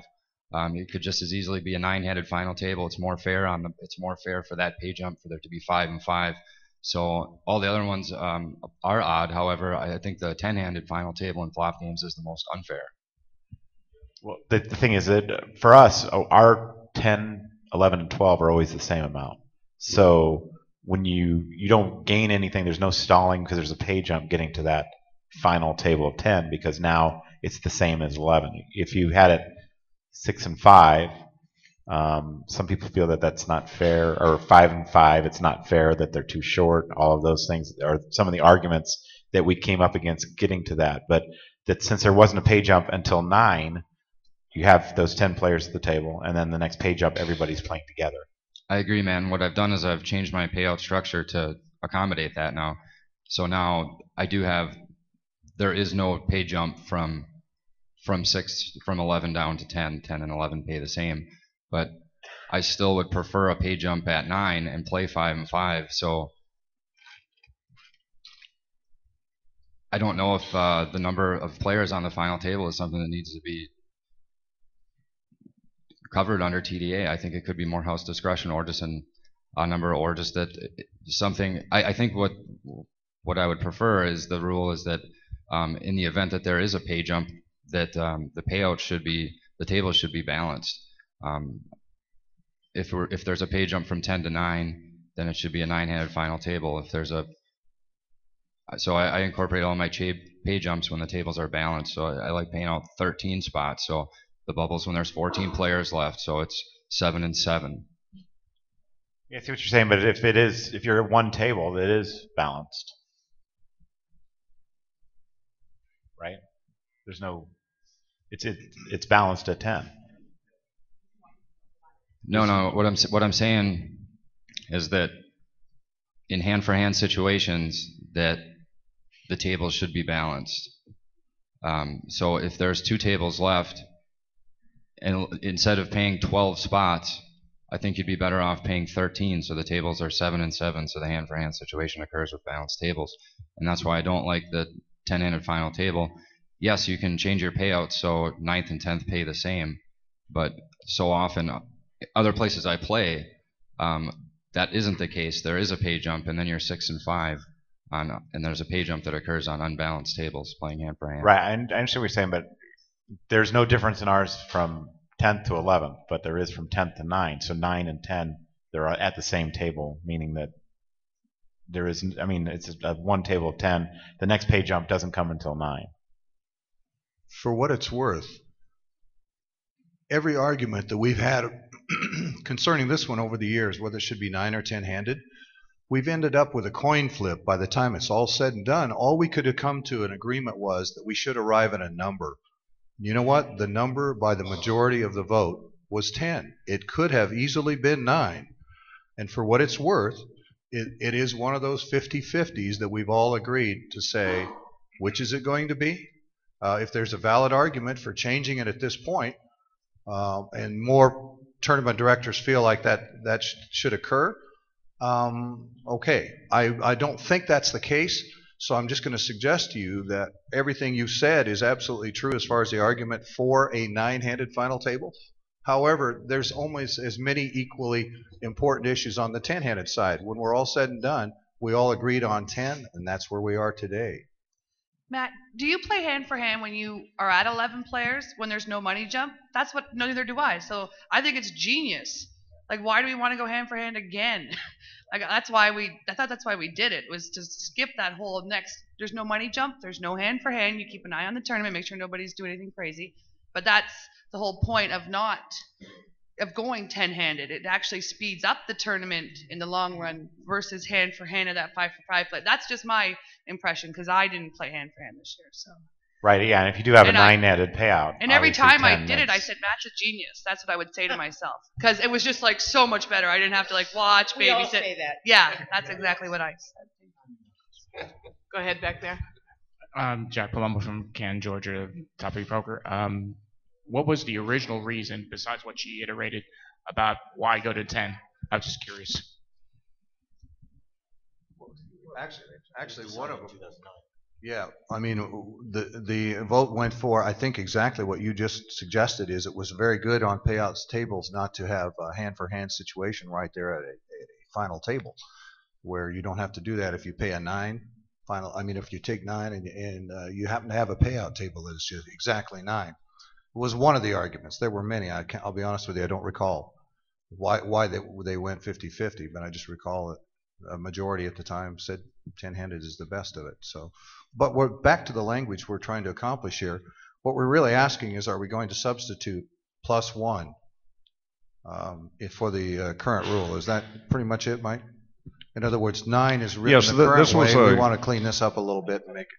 This was an addition that Neil proposed, that rather than spelling out every last possible game type, just say, okay, whatever the full table is for that event, add 1, and that's your final table. The reason I wanted to change the language is because the original rule says in flop games the final table will always be 10-handed, and I know for all of the Stars tours, certainly the EPT, we play 8-handed from before 2 tables before the money are 80 players. It's 8-handed all the way. The players prefer it. It's not quite short-handed 6 max, and it's a better full ring. And a lot of high rollers are now starting to be more 8-handed. Jack's 100K that's playing today is going to be 8-handed throughout. So saying flop games had to be 10, the language just didn't work for a lot of the tournaments people are running. So that's why we decided to just put in a +1. Then same with Matt's Chinese, and I run Chinese now as well. It's a 4-handed, goes 5. So the +1 is just better verbiage, I think, for the rule. The one comment I have on the new verbiage, I like that it covers all the different types of games. However, for those of us in smaller card rooms, we play all of our tables 10-handed just because we want to take up the least amount of tables as possible. So maybe one additional line that will not exceed 10, because the way it's written there says you'd go to 11 if your final table was going to take place at 10 because the rest of the tournament took place at 10. So maybe if it just said will not exceed 10 for those of us in those situations. I do like the +1. I do like the no more than 10. I think that that's fine, and I don't feel that we need to even vote because I think that this is something that we've all agreed on in the past, and it has simplified it for many of us. I mean, that was one of the big issues that I always had, is that people would always say, are we 9-handed or 10-handed? And who doesn't like going to one table? I mean, your players are never going to say, I don't want to go to one table. Actually, the pros will say that. They'd rather play short-handed, but for the most part, the people you're trying to attract to your card room like to be on that one table because they feel like they made the final table. Why not make one more person happy? So it sounds like we're going to adopt the new language with the addition of the sentence, there will be no more than 10 players at the final table. Okay? Got the addition? Okay. This category 10 through 18 has new proposed comprehensive rules to include all the overlapping Showdown topics. Card speak and verbal declarations, current rule 10, Showdown order, current rule 12, tabling and killing winning hand, current rule 15, when is a hand live and when is it killed, hands that must be shown, and asking to see a hand. The proposal has both current and new material, thus Showdown discussion will start in the new rules section, page 52. Mike, you want to just briefly? Well, we have an effort to consolidate and clarify all of the rules that pertain to the Showdown itself once all final betting action is complete on the river. And the language basically incorporates Rule 10, Rule 12, Rule 15, etc. It gets rid of some overlapping language or repetitive language. And it also attempts to define when a hand dies at Showdown. Up to what point is that hand alive, and up to what point can a player still table it? So because there's a mix of old and new, we're going to put off the pots and showdown category until the beginning of the new rules discussion. And before we break for lunch, Matt is going to leave you with a slide for some things to be thinking about. And this would actually be a great, as you break for lunch, you have nothing better to do than start on page 52 and kind of review the 3 or 4 pages that are involved there. Because we'll be talking about that after. It's not page 52 anymore, I don't think. Oh, yeah, that's probably possible. It's a new It's on 53, page 53. Okay. All right, don't switch to there yet because we're moving on. New hand and new limits. I think this one is pretty self-explanatory. I think that everybody has now, with the automatic shufflers, gone to when the green button is pushed. I don't see any reason to discuss this one any further. Here we go. 20, chip race. Okay. He wants. We want to have some current language reworked, plus addition of D. At scheduled color-ups, chips will be raced off with a maximum of 1 chip awarded to a player. I think we're all okay there. The race starts in seat 1. Players cannot be raced out of an event. A player losing his remaining chips in a race will get one chip of the lowest denomination stone play. I think that's fine. Why is that red? It's the same old language, but it's been kind of reworked. Okay. And we'll move on. For that reason. Everybody's doing that. Players are responsible for having their chip fully visible are encouraged to witness a chip race. That's an addition because players seem to, over the last few years, I'm not going to mention any names, but there was some players that feel that somebody needs to be there to witness. And I agree. Somebody should be there to witness. And I encourage you, when you're doing these chip races, to make that announcement before you go to that break that you are entitled to witness a chip race. And you're encouraged to witness a chip race. If they leave the table, we do the chip race without them. I feel that some people think that we should wait for them, stop the clock, do all those things. I never stop the clock for my tournaments. And we have people that, staffers that do those color changes at that time. I don't feel that we need to add time to the clock or stop the clock at these times. So I feel that it's vital that we ask that the players are encouraged to stay and witness the chip race. Anybody have an issue with that? Matt, you need to touch on D as part of B then, because that's the real reason to tell him to stay, is because you might not be coloring just the greens. You might be racking significant other amounts off the table. So Definitely. couple that with D. We'll get to that. There's definitely some reasons for doing that as well. So C, after the chip race, the player still has chips of the removed denomination. They will be exchanged for current denominations at only or at equal value. Chips may be removed. Chips of removed denomination that do not fully total, at least the small denomination chips still in play, will be removed without compensation. So that's something that you feel is important to add there, Mike? Okay. We've been talking about it for 2 months. This is a draft 9 of this PowerPoint. Yes. D, one that I feel very strongly about. Anybody that knows me knows that I do. Discretionary color-ups may also occur from time to time. See Rule 21. Okay? Where's my slide at, Mike? Where's my pictures at? Whose tournament is that picture, Matt? Let's take a look at these next pictures.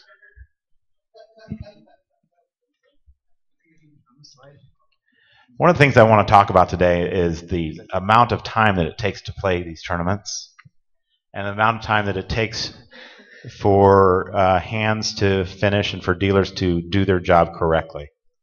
And, there has become an issue recently with players taking too much time. It's been an issue for a few years now, but I think a lot of it had to do with people watching on TV. But why hinder our employees from being able to make these hands move faster along as well? If player in seat number 3 moves all in, and the player in seat number 5 calls him, and now the dealer has to count those chips. And then the table tips over. Yeah. And then the player in seat 4 pushes his chips forward, and they spill all over the table. And now you have to count the chips. And now we're 10 minutes into this hand, and wondering why all of those chips are still And on now the they table. break the table, and it takes 10 minutes for the players to rack up and leave. Right. Then the table actually breaks from the weight of the chips all at one side. Player 3 hits a 2-outer, so player 5 pays him in the smallest denomination. And then he has one stack at a time. And then he throws the cards, and we have to get a penalty and stack the chips ourselves. Please change the chips to the players. Don't leave stacks like this out on the table. It slows down the game. It causes mistakes. I know the players may complain, say that they don't want their chips touched, but it doesn't make any difference to me. I do it anyway. I say we will do it. We will do this as we see needed, and I think you should do the same. The rule we use in Europe is nobody needs more than 2 racks. Even 2 racks is excessive at times, but nobody needs more than 2 racks. Those guys aren't betting with those. They're just there to look pretty. So every time we do a chip race, anytime we're on a break, we'll color up anybody we think is getting their chips out of control. 2 racks is more than enough to play poker with. Now, I don't need to pick on my friend over here, Tab, but this is at the Borgata. Good job. Nice picture. So chips visible, countable, manageable. But the next We'll take a look at the next one, okay? The next slide is not the Borgata. No, this is I the just want World to say Series. thank you guys I very believe. much for this rule. This is Here's way Scott overdue. Clement doing a color change. I think it's, what is it, 15 racks of black chips, 14 racks of chips on the table. And even Jack Effel saw this and goes, guys, let's clean this up. Matt, you got one done. And they've done this since then. Go I ahead. just want to say thank you. This is way overdue. This is Yeah, it is way overdue. I mean, it is too much to see stacks like that on the table. It's and some of the players complain. Jason Mercier, Marcel Lusk, people that for years have said that these are my chips. They're not your chips. You're just borrowing them from us.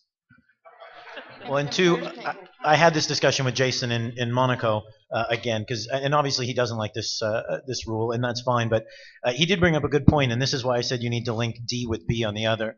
If you're going to do this, and I encourage everybody to do this because we don't need to see that at the tables, you need to very clearly announce we're going to have a discretionary color up. Because if the player thinks you're just taking his 300 in green and comes back and finds out you took 9 stacks off his thing, he essentially only has your word that it's right, even though it's going to be right. But you need to make it loud and clear announcement. Guys, we're doing a discretionary color up. We encourage you to stay and witness what we're going to do to your stack. Yeah, and one of the things we do at the Commerce is I make a concerted effort to say, okay, everybody that's doing those color changes, obviously, you know how to train staff, and basically when you get to the higher levels, I think your tournament director should be out there doing those. I'm out there doing my color changes when I get to the 5K chips. I don't let any of the other floor staff do that because I feel it's that important to my tournament that I don't want to make mistakes. And if there is a mistake, it's my mistake. And so I feel that I should be out there doing that. I think it's important that you guys take advantage of that. At that time, you're just not having your dealers do all those color changes when they're dealing at those high denominations. But definitely keeping it clean will speed up play, and I think it's necessary. I'm not even going to vote on that one. I'm just going to add it.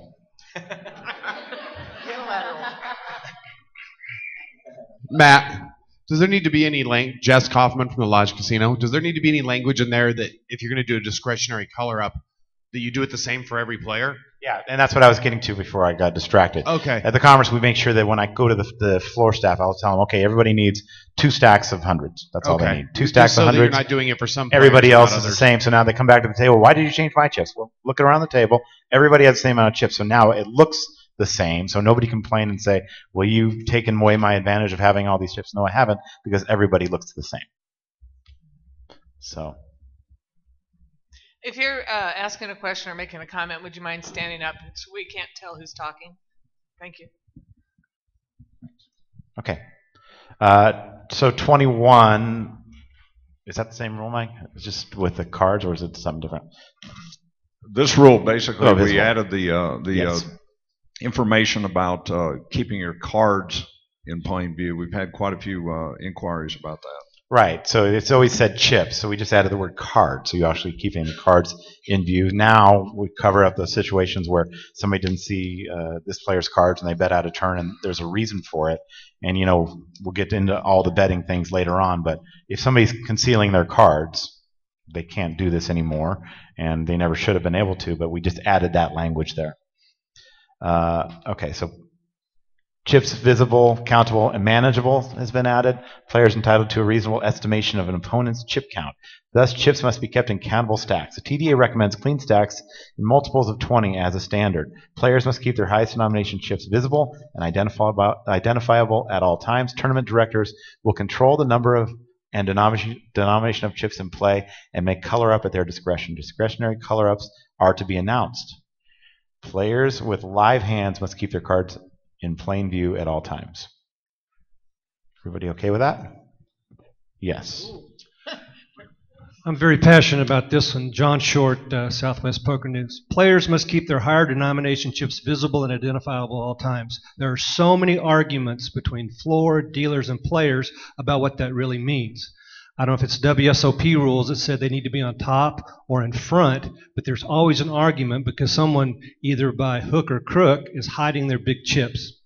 And as a procedure, I've noticed in a lot of big tournaments with a lot of chips being given out, a deep stack, the dealers hand the chips out contrary to the rules. The big ones are on the bottom, the little ones are on the top. And when people don't know, they unstack going forward and their big chips are hidden. Why not change the procedure that according to the rules, where the dealer hands out the chips according to the rules, with the big ones on top down to the bottom? I've heard that, well, we don't want people walking by the table palming chips. Well, the dealer's sitting there, and that's probably not going to happen. But that is a big, big bone of contention, is what that really means, visible and identifiable, because it's just too broad a brushstroke, and it causes way too many arguments. Well, when you start a tournament, there's only usually one stack out there, so that's not going to be a problem early in a tournament. That only happens with later. A big stack, if the big ones are on the bottom, it would only happen later in a tournament. It wouldn't happen early in a No, tournament. he's saying that when you pass out the chips and you have two 5Ks, that those now are reversed and those are on the top. Yeah, but everybody knows the 5Ks are on the bottom anyway because there's only one stack out there. Right, but he's suggesting that we change that. But if we change that and you put the 5K stacks on top, there's possibilities that those could get taken off the stacks. You're not going to take quarters off. It's easier to take a 5K off if it's on the top. And the players at the beginning of the tournament are still going to keep them that way, just from habit. I think maybe we need to word this more maybe that instead of the chips being on the top, they need to be in the front. I mean, because if they're at the bottom of the stack that's front, they're still visible. And so maybe that needs to be reworded, because the higher denomination chips really come into play much more in the later stages of a tournament. At the beginning, when you only have one stack, I understand exactly what you're saying, but you're not only talking about retraining the dealers, you're talking about retraining the players and getting players in the habit of playing with what seems like an inverted stack. When I want to bet, I'm playing 25-50 and I have 5,000 in front of me, right. I now have to fish through my big chips to get to my $100 chips because I'm keeping the,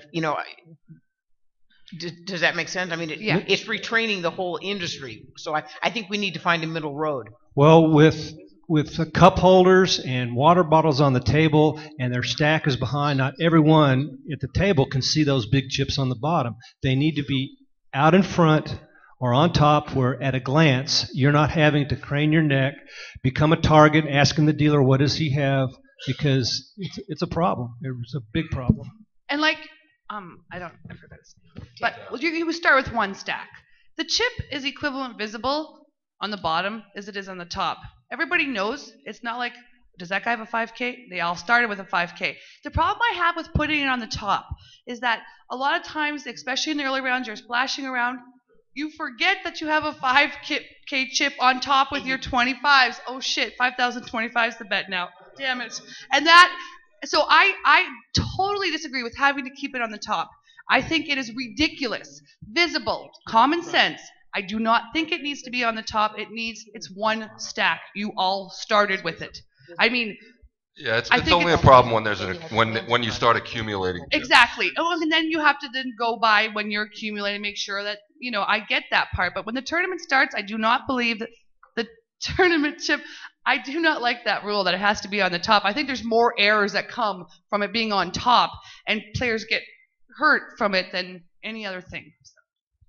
Yeah, I think as tournament directors, we need to work harder to make sure that the chips are visible, whatever that means in your venue. Because a lot of times your chip can be on the bottom, it's visible, but now the player puts his hands in front of them. Well, then they're not visible. So I think that at each venue we have to figure out what that means. And I agree with Susie that I can see somebody meaning to bet $50 and they've just bet $5,025 because the players are used to that chip being on the bottom. Not until the later stages of the tournament do those colorful chips come out on top.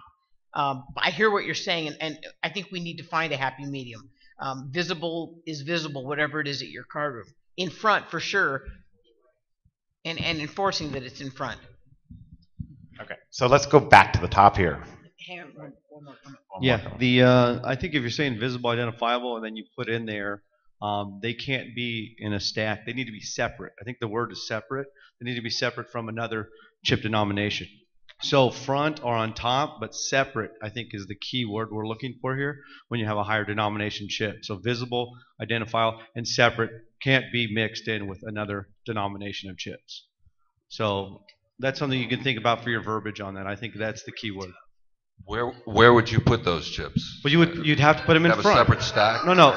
They have to be the verbiage that you're going to use is on front or on top, but the key, on front. Sorry, on front and separate from your other stacks of chips. So if you put front and separate from other denominations, I think that clarifies, and that should be visible and that should be identifiable because it's in front and it's separate.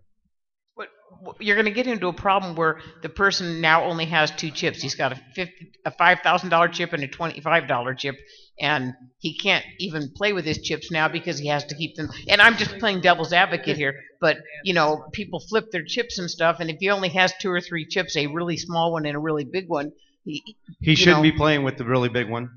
Okay. Because it wouldn't be identifiable, wouldn't be clear. And we've had that problem where guys are playing with their chips. And then somebody says, they didn't realize that he had 10,000. Well, because he has two $5,000 chips in his hands. Well, he shouldn't be playing with his high denomination chips. They need to be visible and they need to be identifiable. And I think front and separate from your other stacks is something you might want to consider. Yeah, it's a question of enforcement. You say to the players, listen, guys, keep those chips in front. That's all. Yeah, to be fair, we're talking about, I think we might be over-legislating something that really comes down to the dealers on the floor. This is, and I work with phenomenal dealers and I work with really, really basic dealers all over the world who are still trying to figure out how to shuffle. And, it is the case. And that's something that comes down to the dealers and especially the floor guys to go out there. And when you see it, you have to stop it. And the dealers should be policing that table. I'm not sure. I kind of agree with Dave. I think the wording is pretty much, this has been the rule for, how long has this been the rule, Matt?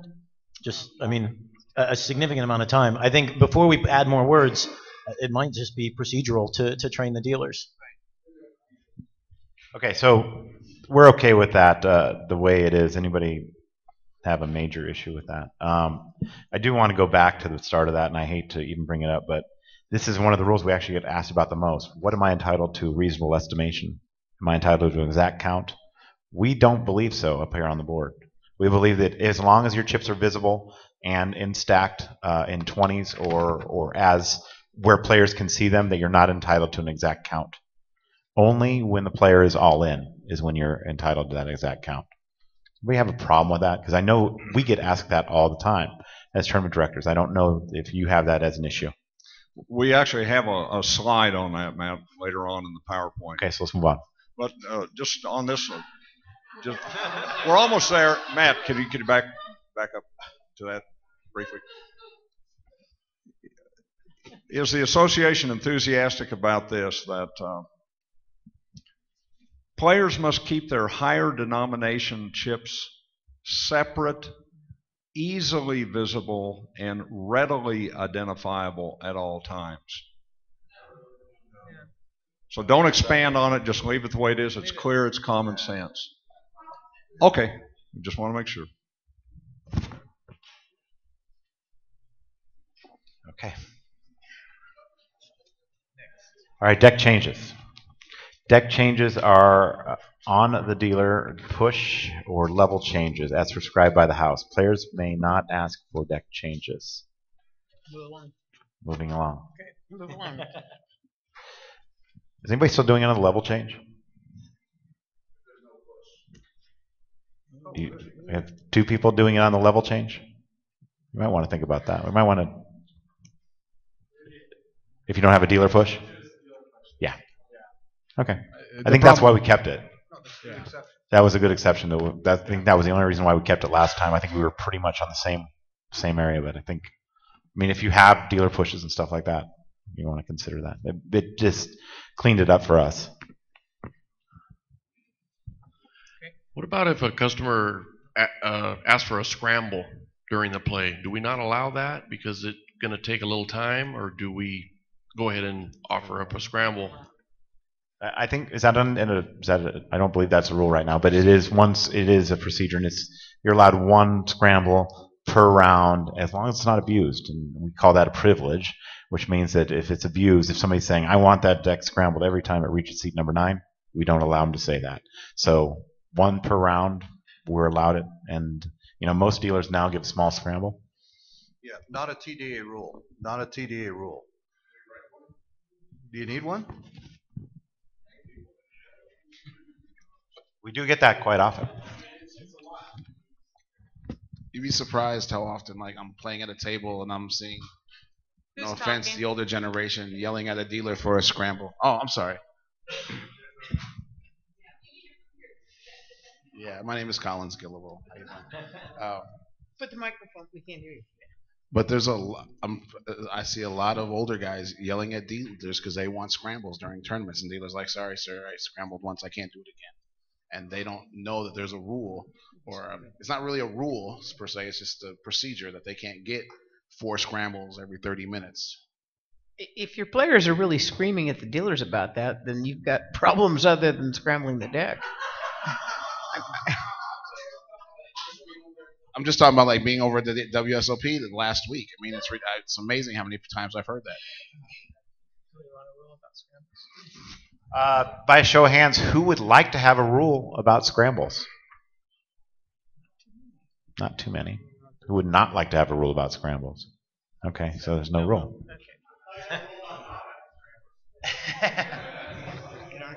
Yeah, that's a house procedure then, guys. Don't be afraid to write that into your procedures, but not a TDA rule. Yeah. You can't, in California, a lot of times the tournaments have jackpots, so you can't eliminate a scramble from a tournament in TDA because of that. Because jackpots. Okay, so we'll move on. But that's a house rule. Okay. House rule applies. Okay, revise. A player may not miss a hand if a player announces the intent to rebuy before a new hand he is playing chips behind and is obligated to make that rebuy. Okay? Okay. A show of hands, how many people are still doing rebuy tournaments? Okay, it's quite a few. I was just wondering.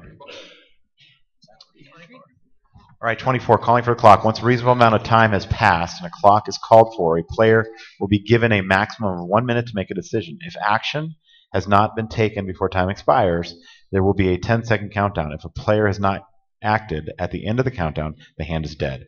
The tie will go to the player. Now, this is added language because I feel that, if somebody says call at the same time you said 0, I think that we should always give that to the player. And, there was some television coverage of where it actually happened at the same exact time, and then they killed the hand, and the player, was out of the hand, where a lot of people felt that he shouldn't be. So I think that the tie should go to the player. It's language that we're used to. The tie goes to the runner. So I think that kind of makes it works for us. At TD's discretion, time allowed to make a decision will be reduced. Now, I've already done this. If somebody gets a clock called on them a second time, it's already down to 50 seconds for me, 40, 30, 20, 10. And if somebody's a continually slow player, we're trying to get the game speeded up a little bit because it's becoming less enjoyable for some people because the players are just so slow. So you have that opportunity with this to reduce it if you want or not if you don't. So, Mike? Take a vote, I would say, unless there's any other discussion. Mike, sorry, I need to add one word. In front of there will be a 10-second countdown. We need that to also say, like it says maximum of 1 minute. It also needs to say maximum of 10 seconds. Because just to clarify, anybody who's running turbos, like for our turbos, we do a 30-second count and a 5-second countdown because it's a 15-minute clock. You can't let them burn up 70 additional seconds after they've already tanked a minute or two. You burn 30, 40% of the level. So if you put maximum in front of both of them, then it covers anybody who wants to give shorter clocks for tournaments with 10 or 15 or 20-minute levels. Okay, I like it. So I just had one thing to add. My name's Chris Gastany. I work at Tulalip in Washington. It says a player will be given a maximum of 1 minute to make a decision. Why not after 50 seconds start the 10-second countdown? Because it's always been pretty much a minute and 10 seconds. But then it should say that. Yeah. Yeah. You're right. It should say 70 seconds. Yeah. I'm happy to go with 60 seconds. 50 and 10. 50 and 10. I'll approve that now. Yeah. I'm honest. Honestly, I do go 50 and 10 already. But again, you as a tournament director need to make the determination if that player's had enough time to act on their hands. Does anybody hate to go 50 to plus 10? Anybody hate that? Anybody want to keep it at 70 seconds over 60 seconds? Nice. This could be a good one. Sold. By show of hands, anybody does not like 50 plus 10? Nice. Nice. TDA has made a new rule. 50 seconds plus 10 will be 1 minute to act on your hand. Thank you, Tulalip. You just saved us all 4 minutes at the end of the year. You kidding? He saved us 4 minutes a tournament. Yeah. I just have a quick question. What was the lowest amount of clock time you ever gave a player? Because they obviously become problematic, and you're getting back. And just so, one time I gave a guy like 20 seconds, and I got down to 10 seconds. But what's the lowest is reasonable? You've gotten your 5th, 6th clock time. We had a situation on EPT where Thomas Kremser put the guy in an automatic 10-second. Automatic 10 Automatic seconds. 10 seconds. Just Every time it's coming to you, you got 10 seconds. I'm tired of coming to table 5. Nice. And you just monitor the table. You have 10 seconds every hand, regardless, because this is enough. They're ruining the tournament for the other players, and this is the part. So perfect. Thank you. That's the enjoyable part of the job. And just to clarify, so where it reads 1 minute here, it's not going to read 50 seconds? Is that what we're talking about? Well, it's still a maximum of 1 minute to make a decision. 1 minute to make. It's 50 seconds, and then they're just getting the countdown at 50 seconds. It's still maximum. We're doing what it actually said before. Okay, if action has not been taken within 50 seconds, there will be a 10-second countdown. Is that what we're talking about? No, Okay. no. I think it should say we'll be given a maximum of 1 minute and then put in parentheses behind it, 50 seconds plus 10. Yeah. So. That's good.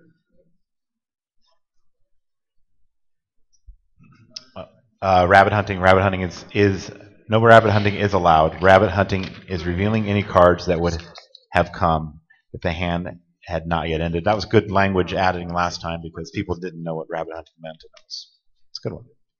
All right, let's move on. 26. All right. This is going to take a while. This is what I screwed up and announced earlier.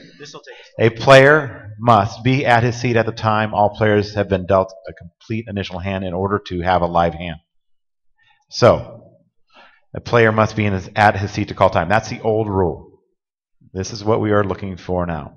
At your seat means within reach or touch of your chair. This rule is not intended to encourage players to be out of their seats when involved in a hand. Does that not say what we wanted to say? Or is this something coming up later, Mike? This is the one. This is the one with mine. So, the proposed new rule, and believe me, I said this earlier, I was against it at the time. I felt it was not fair to the players. It was not player friendly. But what we want to do, and what we're discussing here amongst the board over the last 3 days, is to have it when the first card comes off the button, it is a dead hand. Off the deck.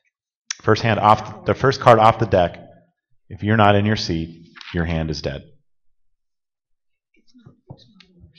It's essentially to give some background on that because that's coming from me. It's something that's anyone who's ever played a Stars event. This has been our rule for 2 years.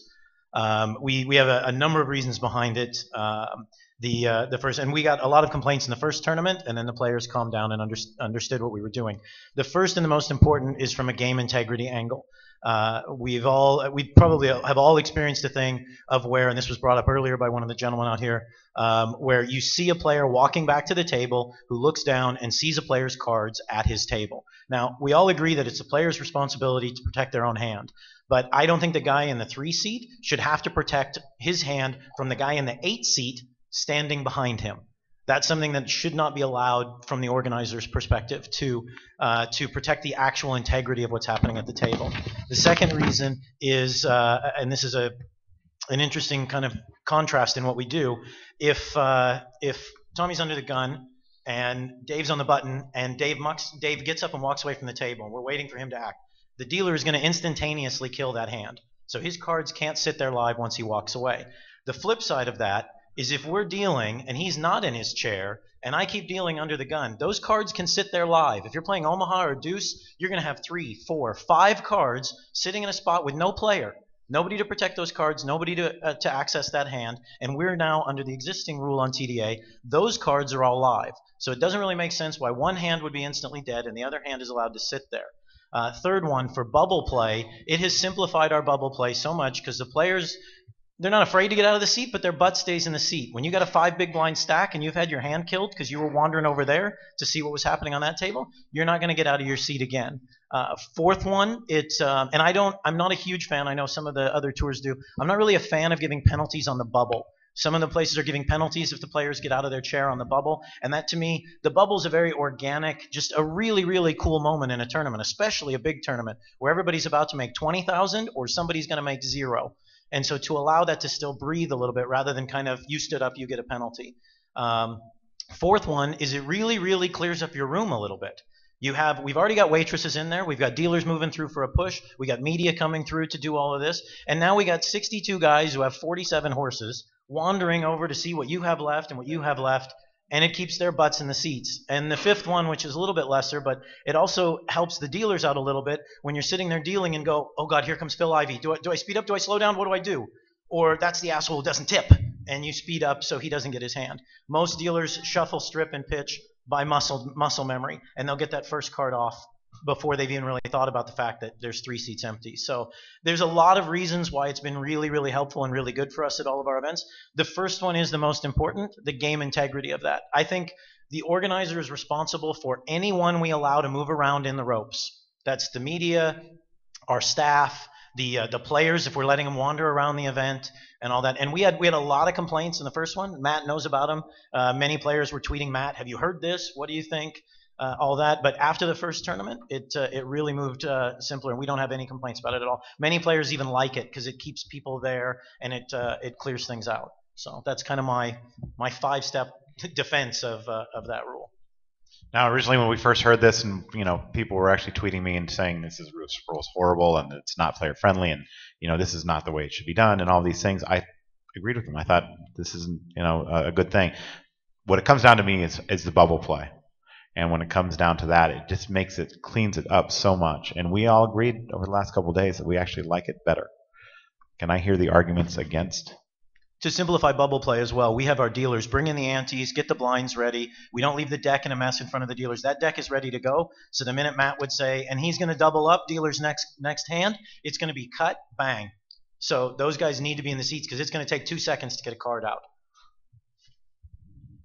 I was kind of against it when I first heard it, but when you think about it, all you got to do is really condition the players. Once you condition the players, because that's the biggest problem.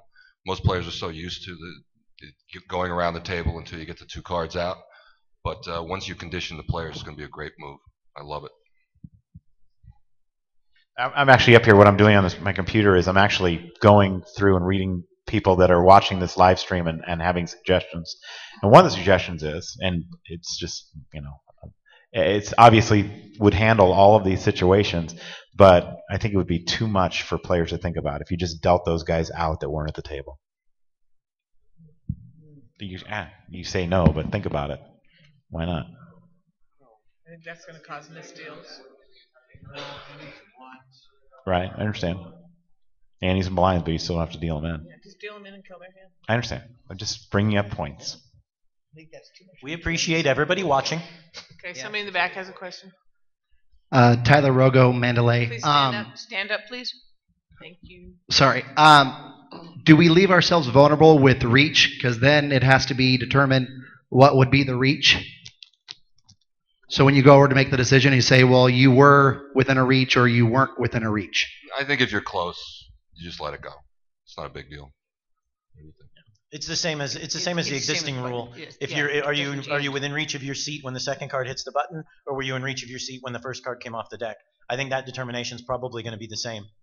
And it's going to take a while to train the players too. I mean, this might be the rule that takes the most press release or whatever to let the players know. This is going to affect everybody who plays in a tournament ever. I mean, I know it's going to affect me because I might go get a cup of coffee, and I used to know that I had how much time I had to get back, and now that time has changed, and so everybody's going to have to learn.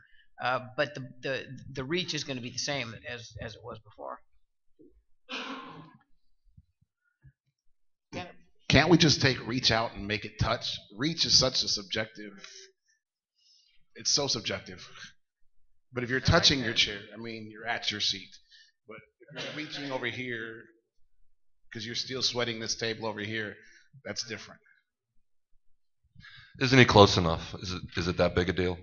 The reason is what if I'm standing up paying the waitress and then I turn around my hand still? You know, because you're paying the waitress, you're probably touching your chair still. You're like right here. I mean, stretching.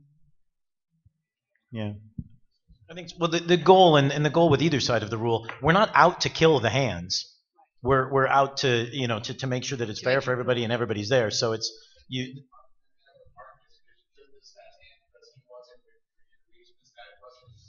Yeah, but you have those same arguments now. I mean, you really have those same arguments now. Where the guy's going to say, "Oh, I swear I was right here." I mean.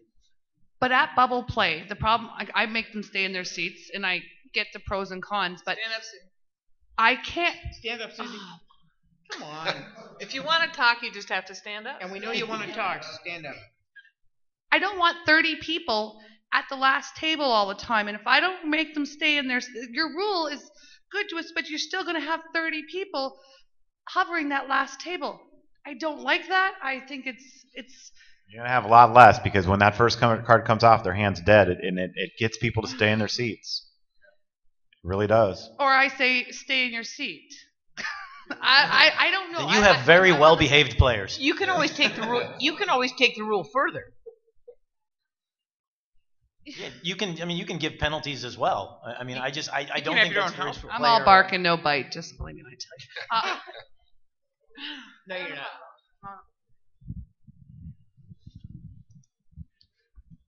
Okay, so is anybody that feels like they couldn't make this change? Oh, I'm sorry. Question right here. All right, let's see. Right behind you. And there's one in the middle there too. Bo Burrington from Billings. Hello, Guillaume Glaze from France. I used to follow strictly the rules of TDA, but at a tournament in Paris, 1,200 players, I use this rule. I agree with you. So I went out of the TDA, I'm sorry, and it worked perfectly. And I thought some people would complain, but I use it only at the bubble. I agree to use it always, but I use it, you know why, at the bubble, because of the media and all the people around.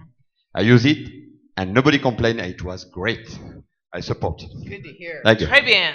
Merci. Merci. As far as being the hand being dead, first card off the deck. We can't hear you. Hand being dead, the first card off the deck. I actually wrote that rule in as a house rule. And my defense to the players was I don't want a lot of people running back to the table to get in reach. If they look across the room and the card's already dealt, you got time to get your cup of coffee. Right. They know their hand's dead. Yes. So we need to reword Rule 26. One of the points that I want to bring up is if you do, in fact, we adopt this, and it looks like this is an easy one. We're getting a lot of consensus that indicates we are going to. It's pretty important then that you, in your initial stages, warn everyone. You know how we make that 2-minute warning? I don't know if everyone does that, but 2 minutes before we resume play, et cetera, is going to be really important now because they got really used to coming back in an Omaha game with 90 seconds to take a leisurely stroll, and that's not there anymore.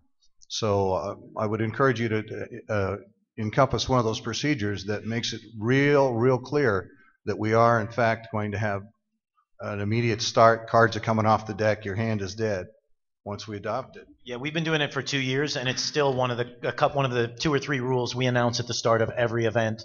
And even when we come back on day 2, day 3, it's the one just to remind, because you will have new players, and it's of everything, it's probably the biggest departure that the Stars rules were from TDA, when we implemented that. So we want to make sure that any players who are coming to visit us for the first time are aware of that. So you will have to continue to announce it, especially training your players. But Right. It'll be important for all tournament directors, for at least 6 months to a year to announce this change.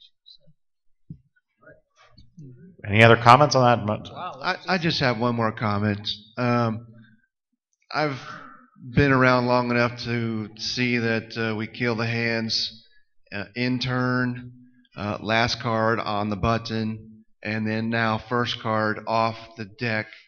Having the privilege to work for WPT, WSOP, EPT, and many other tournament directors, I have to say that when I came across this in the Bahamas this January, it worked to perfection. It was brilliant to see that everybody was in their seat, not just at bubble time, even when they're coming back from break. Those players were in their seats. They did not want to miss their hand. So they did not leisurely stroll to go get a cup of coffee and leave the table to, they didn't like their hand, so they left the table. They're going to get their cup of coffee. They know that this hand's going to take X amount of time, and then the dealer's going to deal. And I got until the last card gets to the button. It didn't work that way. When the players found out that their hand was getting killed when the first card was off, they were in their seats. So I just want to applaud Neil for putting that rule in place. I'll say Toby Stone because he's the one who started it, so I give him credit. Okay. Thank you, Toby Stone. Okay, so all in favor, hands, please. Nice. All opposed? Wow. Nice. All hands up.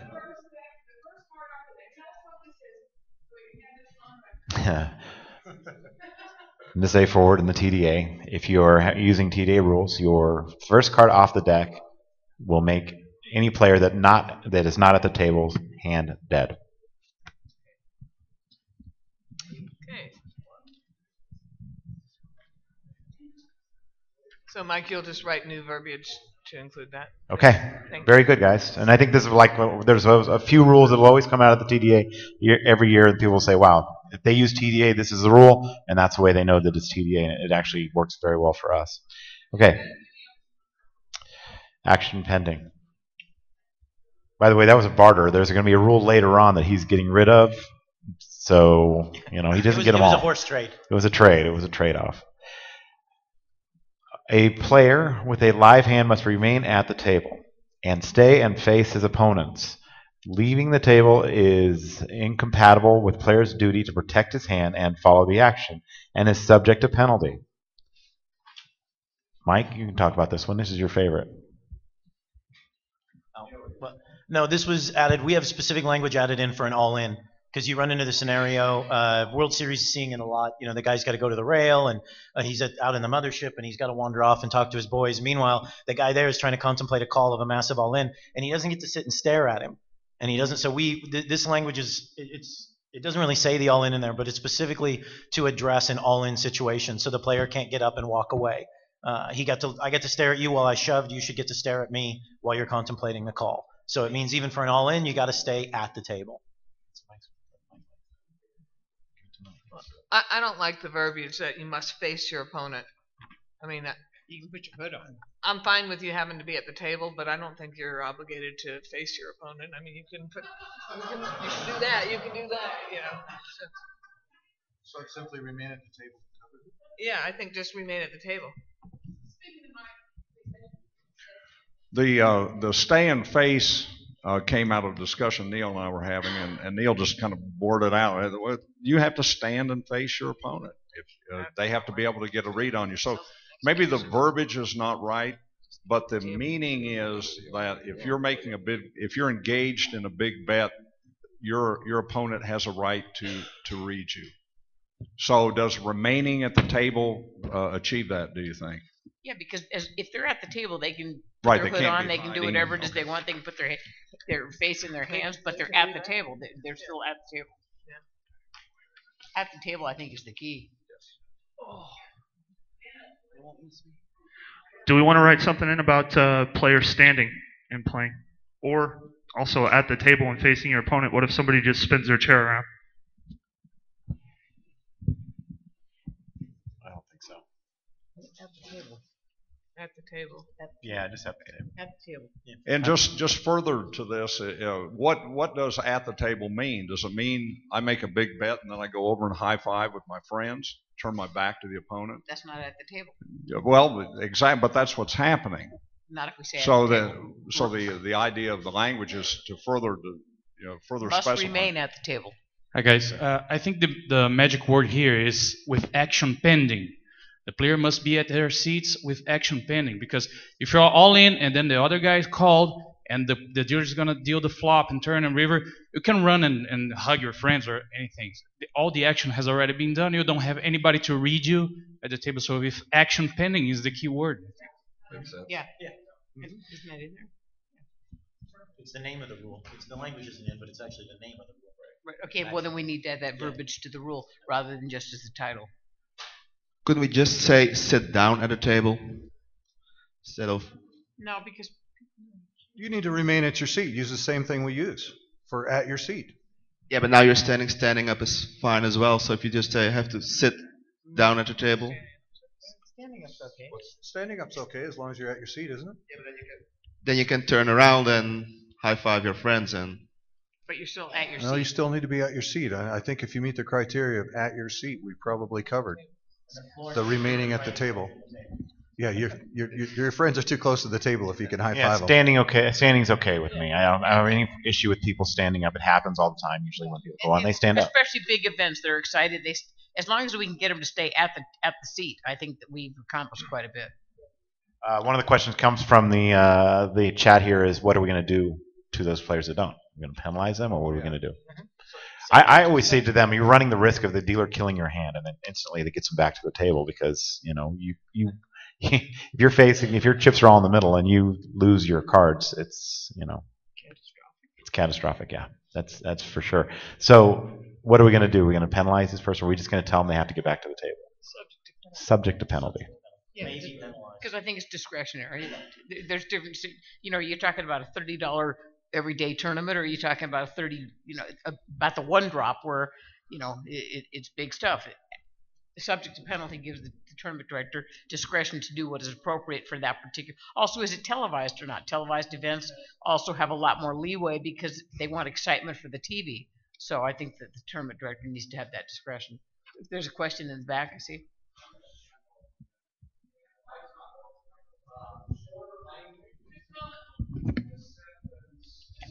Hold on, we can't hear you. She's bringing you a new mic.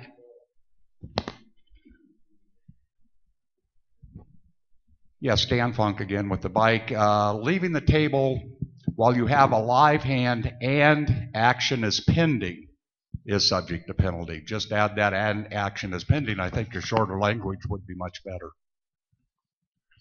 Is it clear that when we say action and action is pending, that means that there remains betting action on the hand? In other words, we're saying that if any further betting action remains in that hand, they must remain at the table. Right. They could be all in. We're just not talking about current action. Say we're on the flop. We're not talking about current action. We're talking about the entirety of all remaining action on the hand. Yeah, I think it's two different scenarios, what you're describing. One is when you're involved in the hand, and the other one is you want to run to the restroom, so you threw your button hand away when the action was still, under the gun. So this is if you're involved in the action. If you're involved in the hand, right.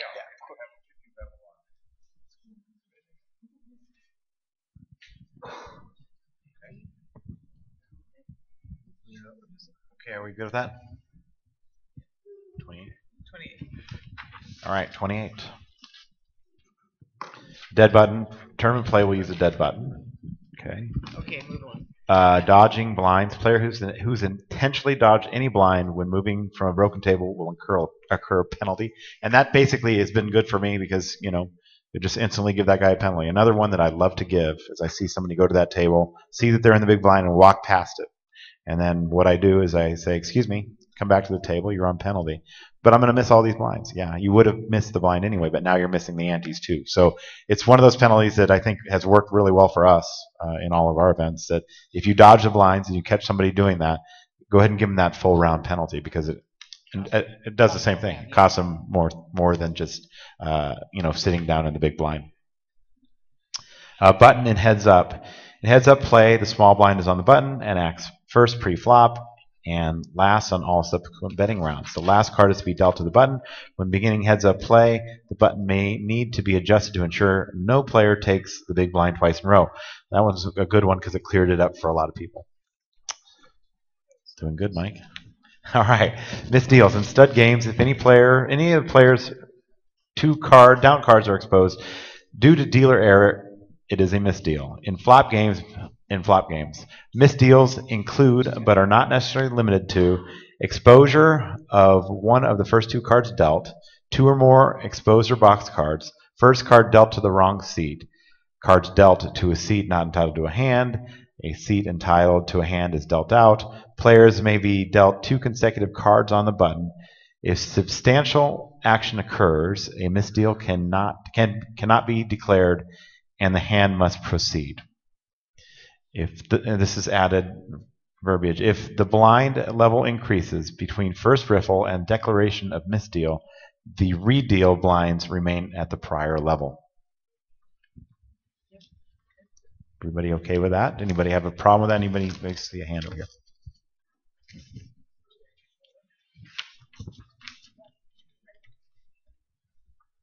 Not a problem. Shouldn't it read blind or limit level? Stud. Just say level. Level.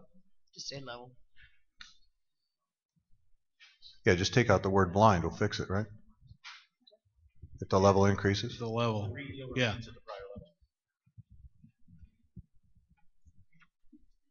Okay, everybody all right with that?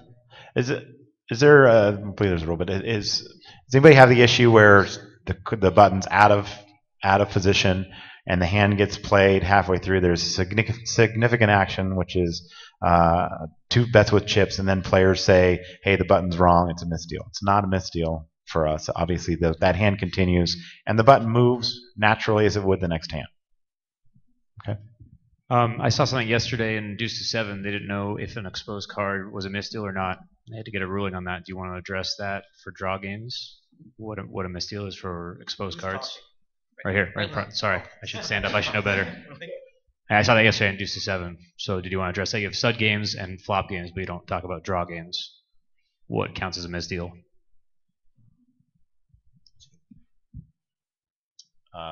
Anybody playing draw games? Welcome, California. Sam raised his hand, Matt. That's Okay, so I don't know.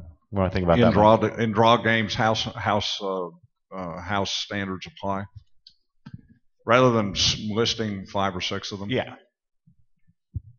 I vote that Mike Bishop comes up with words for that, and we just put it in. I second that. I third it. Matt. Does anyone have house rules for draw? Mike would like to look at them. Matt. Yes. Were you you said something about misdeals when the button was out of place. Were you trying to go toward an exception rule for that, or? No, I definitely think that needs to take place. I just want to make sure that everybody's doing it. It is a procedure, but I want to make sure that everybody is is still moving that button, not moving it back and then causing more scenarios, moving it forward again where. Well, that's kind of like our worst situation for the significant action rule, in my opinion, because we have hands out where people are in a tournament where it could be a very big consequence depending on where it happens in the tournament for a player if the button's moved incorrectly. If you're 2 away and you should have had 2 hands before you shoved with 9 big blinds, now all of a sudden, the button's wrong, and now you've got 1 hand. Right, but that player needs to make a claim to that before that significant right. So action what takes I'm place. saying, yeah, I agree. But what I'm saying is, perhaps because it's more about time in that spot, I'm assuming for us about what kind of time is coming off the clock, because we do have 10 hands or however many hands that should not exist in that spot, basically.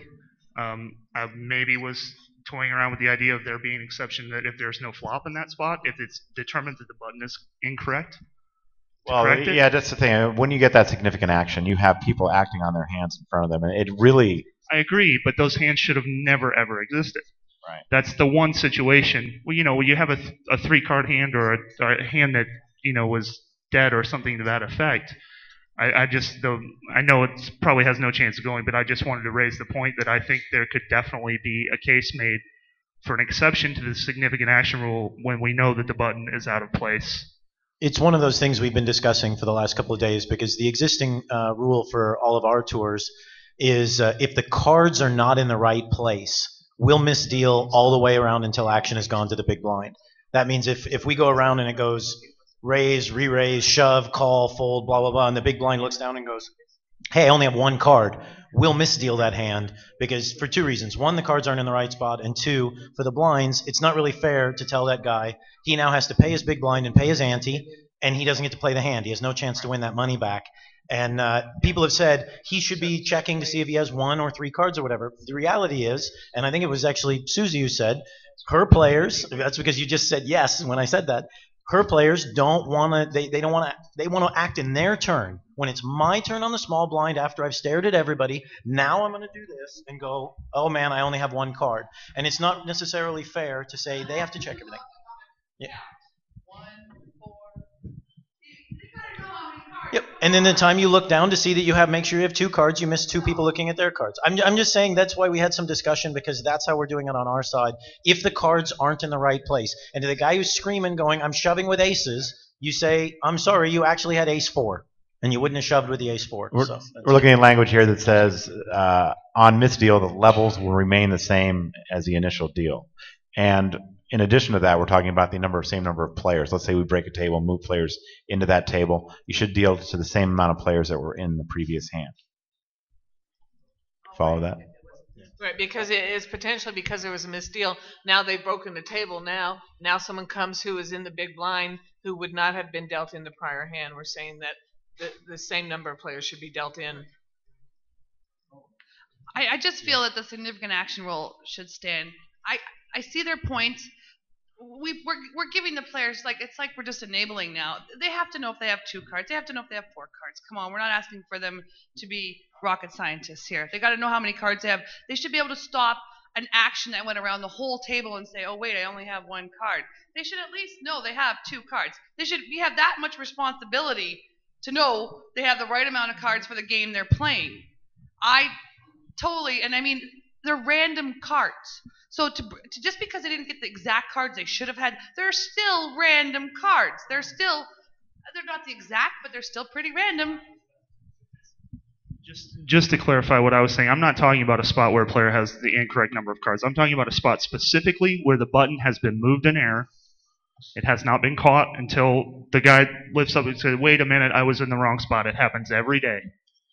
I'm talking about that spot. And it's not just about the random cards. It's about the fact that that's not what I'm talking. I'm talking about the fact that now the button has moved forward. One player has missed a blind in a spot where he should have paid a big blind and he didn't.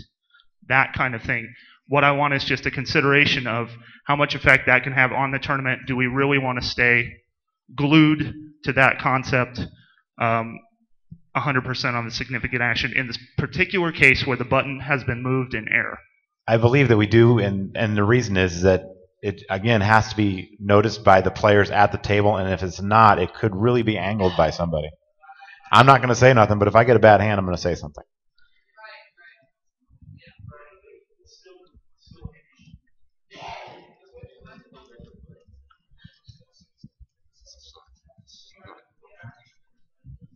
I think we're okay with this one. Yeah. The significant action is just non-negotiable. That's all there is to it. Okay. Moving on. Substantial action. Substantial action is defined as either A, any 2 actions in turn, at least one of which must involve putting chips in the pot. For example, any 2 actions except 2 checks or folds. Or B, a combination of 3 actions in turn, check, bet, raise, call, or fold. That's worked really well for us in the last year, and it was a change from what it was before. It really has worked well. Neil is going to change his EPT rule because of what we have. His was 2 and 2. Now they're going to 3 and 2. And that's not the main one he's giving up, so we still haven't got there yet. We're not even there yet. The 4-card flop has been a real good one. I've used it again many times. In flop contains 4 rather than 3 cards. Whether exposed or not, the dealer shall scramble those 4 cards face down. A floor person will be called to randomly select 1 card to be used as the next burn card. The remaining 3 cards will become the flop. Okay. Moving along good. All right. Verbal declarations acting in turn under calls. This one could take some time. Yeah. Players must act in turn. Verbal betting declarations in turn are binding. Chips placed in the pot in turn stay in the pot. At TD's discretion, an undercaller may be held to completing the full bet. Players should wait for clear bet amounts before acting. Example, player A says raise, but states no amount, and B and C quickly fold. B and C should wait until A exact raise amount is clear. Okay, so is this where we're talking about the 1 chip, right? Correct, Mike? The single chip is the next slide. So you can really be looking at this slide and the next one kind of bleed together, and it's one fairly large topic. We'll probably at least get into it now before the lunch break, and it'll probably be after lunch before we finalize anything on these next 2 slides.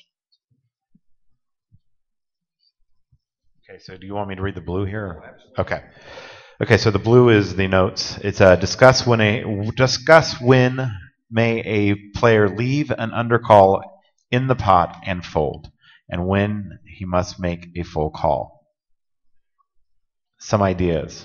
Jack, on the river or heads up anytime, must complete, otherwise you can fold. Saying that he must call anytime it's heads up, right? Mine was we need to reemphasize the use of the all-in button here. I think that we all should be using all-in buttons. It clears up a lot of mistakes and problems that you may have. How many of you are using all-in buttons? Okay. And those of you who aren't should. Yeah, it does really You clear really up. should. Those of you who don't use all-in It buttons, just is there a saves reason? so many problems, you know. All-in buttons are amazing. They save so many arguments and so many decisions. Please use all-in buttons. Please use all-in buttons, please. And make sure your dealers know how to use them properly. Don't give them to the players. Have the dealers use them. Dave don't has give them to the players. more than one. Don't give them to the Yeah, players. definitely don't give them to the players. If it is reasonable that a player misunderstood the action and nobody has acted behind him, don't allow retraction or behind him. If it is reasonable that a player misunderstood the action and nobody has acted behind him, 2, don't allow retraction when call is verbalized. This over to the next slide, it says discuss deliberate undercalls and the new trend of tossing in a single chip out to be a call in big bet. I've seen this. We're seeing this come out of Australia, out of Asia, from what I've seen.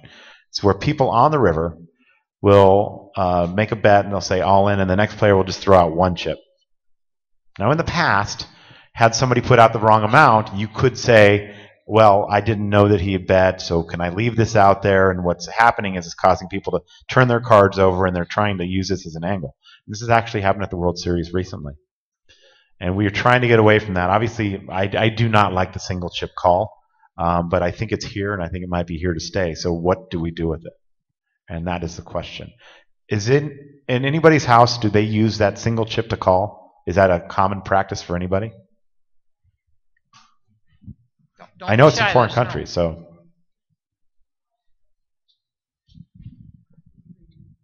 It's just, in Reno, it's just nature. That's how they do it. Always for all in bet. Guys don't like to move their stacks. They just throw in a chip. And you've always ruled that a call. And they know it's a call. And what about in your house? Yes. Hey, wait till you have a mic. Who are you? Yeah, stand up, please.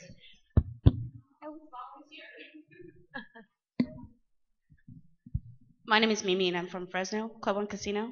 With the 1 chip, if they're the person that's calling, it's automatic call because they didn't indicate that they're going to raise. So if they throw in one chip, they have It's called just the a bet. call. Yeah. Mhm. That is, players are starting to do that. So The one thing we mentioned yesterday, though, was if we rule that a single chip thrown in, then they're going to start throwing 2 quarters, because that's the way to angle around that rule, is they'll start throwing in 2 chips to get around that. Is it possible if we rule on the single chip one? well, Because we that's when can we say first if talked they about. chip parentheses S. Hi. I'm just Christian from Australia. I just want to say that didn't start in Australia, by the way. There you It's are. definitely not an Australian trend. I'm not taking any blame for that. Jack Ethel blames you for that. Yeah, I know. I told him straight away, Jack. That wasn't ours. Although I have seen it down there. Seems to be mostly the younger kids that are doing it rather than just Australians. It always is. And when we see it there, we rule it as a call. If you grab a one chip or a small amount of chips when facing a bet and you put it into the pot, we make them call to stop them angling that way. The related question is in this proposed new rule, whether or not we want to consider this to be an acceptable form of calling. It's one thing if you rule it a call, but is this the kind of calling pattern that you would like to see, or would you like to discourage it? Over the last couple of months, there have been a lot of people, we've gotten a lot of emails saying, I hate this, that there's a big all-in bet and somebody tosses out the smallest denomination chip they have. So that's the second part of the coin. Most people will say, I'm going to rule it a call, but then the question is, do you want to discourage it? I like it because of Matt's picture earlier with all the chips on the table. You're only moving one stack. I mean, it's really time. That's why Matt's going to take the chips away from you. Yeah. So do we agree that this is something we can't change? We don't want to change. You're going to start seeing it. You're going to start seeing it because they're doing it at the World Series now, and people even know that it's an annoyance, so they do it more. The only way you could maybe try and stop them is the same way that we don't let people bet the pot and no limit. If you say, I bet the pot, the dealer says, I'm sorry, sir, that's not a valid wager. You need to clarify. It still allows the person to angle and say, throw out the one chip, and then they try and read Matt for the reaction to it. When the dealer says, I'm sorry, sir, that's not an acceptable amount. But I don't even really like that. I think that's the only way you could try and discourage it. It's probably here to stay. Yeah, the problem there is the die is cast. In other words, once he's thrown it out, we're not letting him take it back and make another move. So what we're really up against is we all know how we're going to rule that single chip when it's thrown in turn like that. We're right back to square one. Is there some way we can discourage it, or do we learn to live with it? Can we make a rule? And then if you back up to the previous slide, Matt, if you would, the prior slide. This is the current language that chips in turn stay in the pot, but at TD's discretion, an undercaller may be held to completing the full bet. So this is the situation where the player tossed out the chip by mistake. They didn't catch that there was an all-in bet, so they toss out the undercall. And we say, oh, well, this player, you undercalled, you can leave your undercall in the pot and fold your hand. In the second situation, if we're going to accept a tiny chip as a call of an all-in bet, then this no longer becomes an option. There is no such thing. I mean, it's one or the other. Otherwise, the guy will say, wait a minute, I misunderstood. I didn't understand the guy was all in. I'll just fold my hand. I think this is more situational than anything. At the river, if somebody's heads up with another player, and the player obviously puts out a lot of chips, and that player throws in one chip, I consider him calling the bet. Other situations are different, but in that situation, it's always going to be that way, I think. And then the question becomes, can we model those situations and draft rules to reflect them? For what it's worth, we'll get your question. We'll get your question. Well, let's do your question first, please. Okay, I think that usually the player that throw one chip is an experienced player, and he knows he's calling, because usually a new player don't know that one chip is calling. They move all their chips. So any chip that you put there, you are calling. because else you're taking an angle or something. Because usually they are experienced players, the ones who threw one chip or two chips or not all the amount for the calling. New players used to move all the stack. So let me give you a scenario. It's the blinds are 500 and 1,000, and on the river, first guy bets, or it doesn't have to be 500, 1,000, it can be 1 and 200. On the river, a guy bets 1,000. Now the next player says, I'm all in, and then the third player throws in one chip, 1,000. We then forcing that player to go all in. I think that's a different situation. Now you have three players. Maybe this player didn't realize, just like at any other junction of the betting rounds, he might not have seen that. He might not have heard it.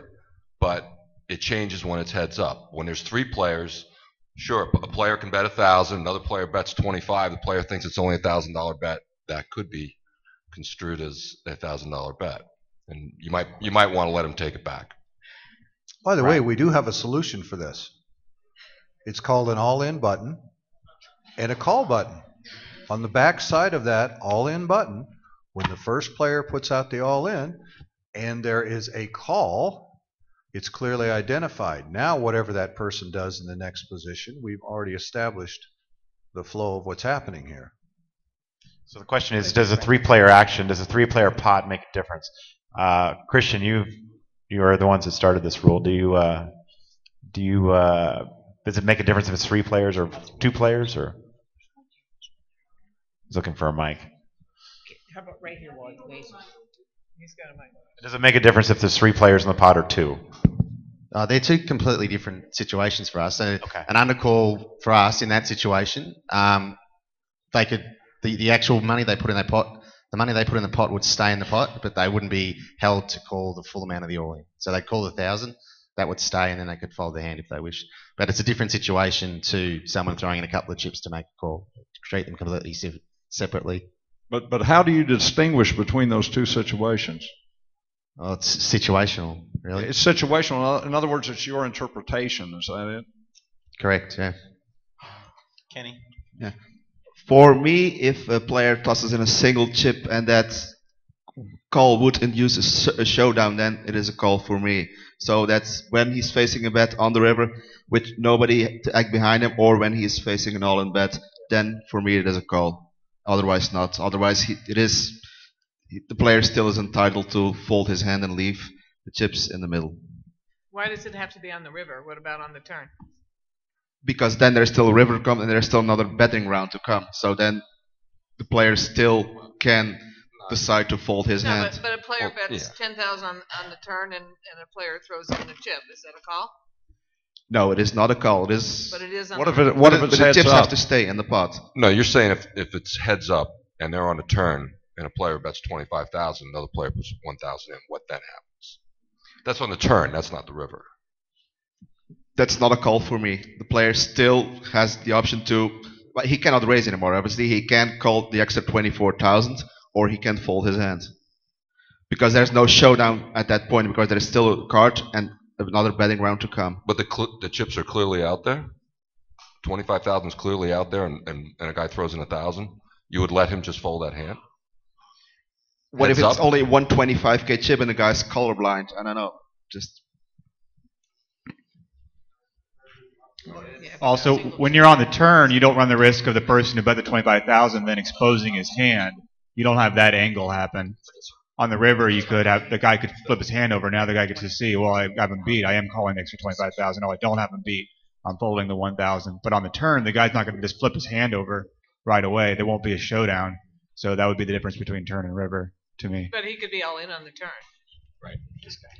I said when he was facing an all-in bet and he tosses in one single chip, then it was a call for me.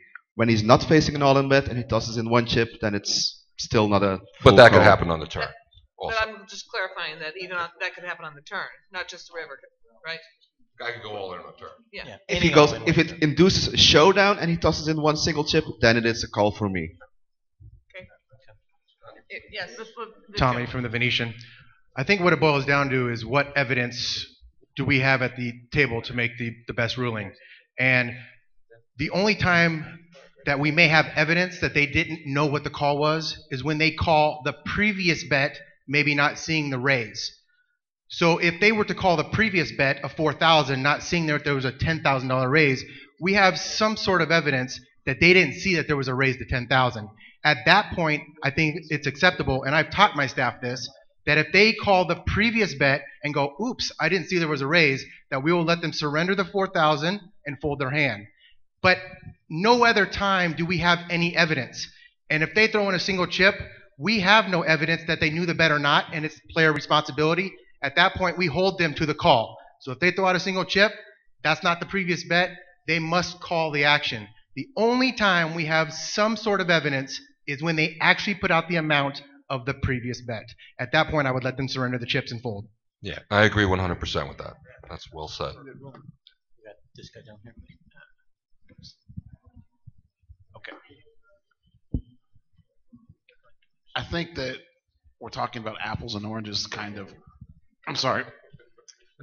Because the single chip call is generally for an all-in purpose, which, like he said, will induce a showdown. So when somebody goes all in, and then somebody will take a single chip call. It doesn't happen when there's 3 players in a hand or 4 or 5 players in a hand. It's a heads-up situation, and it's very situational. So I think we're kind of talking about 2 different things here. Well, not necessarily, because I've seen where it's not all in. Somebody says 22,000, and someone throws in a chip. So they don't have to be all in for this situation that we're talking about. You know, it happens. One other concern is which way creates the biggest angle. Like if we were to say that it doesn't hold him to a call, and then anybody can throw in that chip to read the guy and surrender it, and you know, maybe the dealer's intelligent enough to call the floor over to make a rule that this guy did it, and you know he needs to get a 1 orbit penalty or a 3-hand penalty or whatever it is. But at that point in time, you could be saving 20 grand, and it's easy to fade a 2-hand penalty to save the 20,000 call. I think if we were to say that it's never a call or that type of thing, then we actually are creating a loophole for a big angle instead of the other one. I hate penalizing a new player who misunderstood it, now has to call off an additional 19,000, but that's also how they learn. Everybody here has a rule in poker that they know because they screwed up and they messed it up once and got smacked with it. So what about the situation where you're facing an all-in bet and you're thinking about calling and you're playing with your chips and the chip falls out of your hand and goes in the pot? Are you going to make that person call? No, not usually. dead hand because they can't do chip tricks right. Yeah. Okay, at this time, Tommy, what I'd like to do is I'd like to break for lunch, but I would like for you to think about this, and we'll come back and discuss it afterwards if you guys want to discuss it in your groups. Also, slide 53. 53. Well, that's where it starts. Slide 53 to 57. Take a look at that, and we can discuss this during lunch, and we will come back at 12 or 1:40. Give me an hour and 5 minutes. There's a food court on the second floor. And one on the first floor. And one on the first floor. We'll see you at 12:40. Thanks, guys. It's been great so far. If you're one of our volunteers today, we'd be happy to buy you lunch. We will meet in the food court on the first floor. Yeah, I know everybody's aware of this, but please take your electronics with you because the room will not be secured by anybody, so it's your responsibility, please. Thanks. Volunteers, food court, first floor. TDA is buying.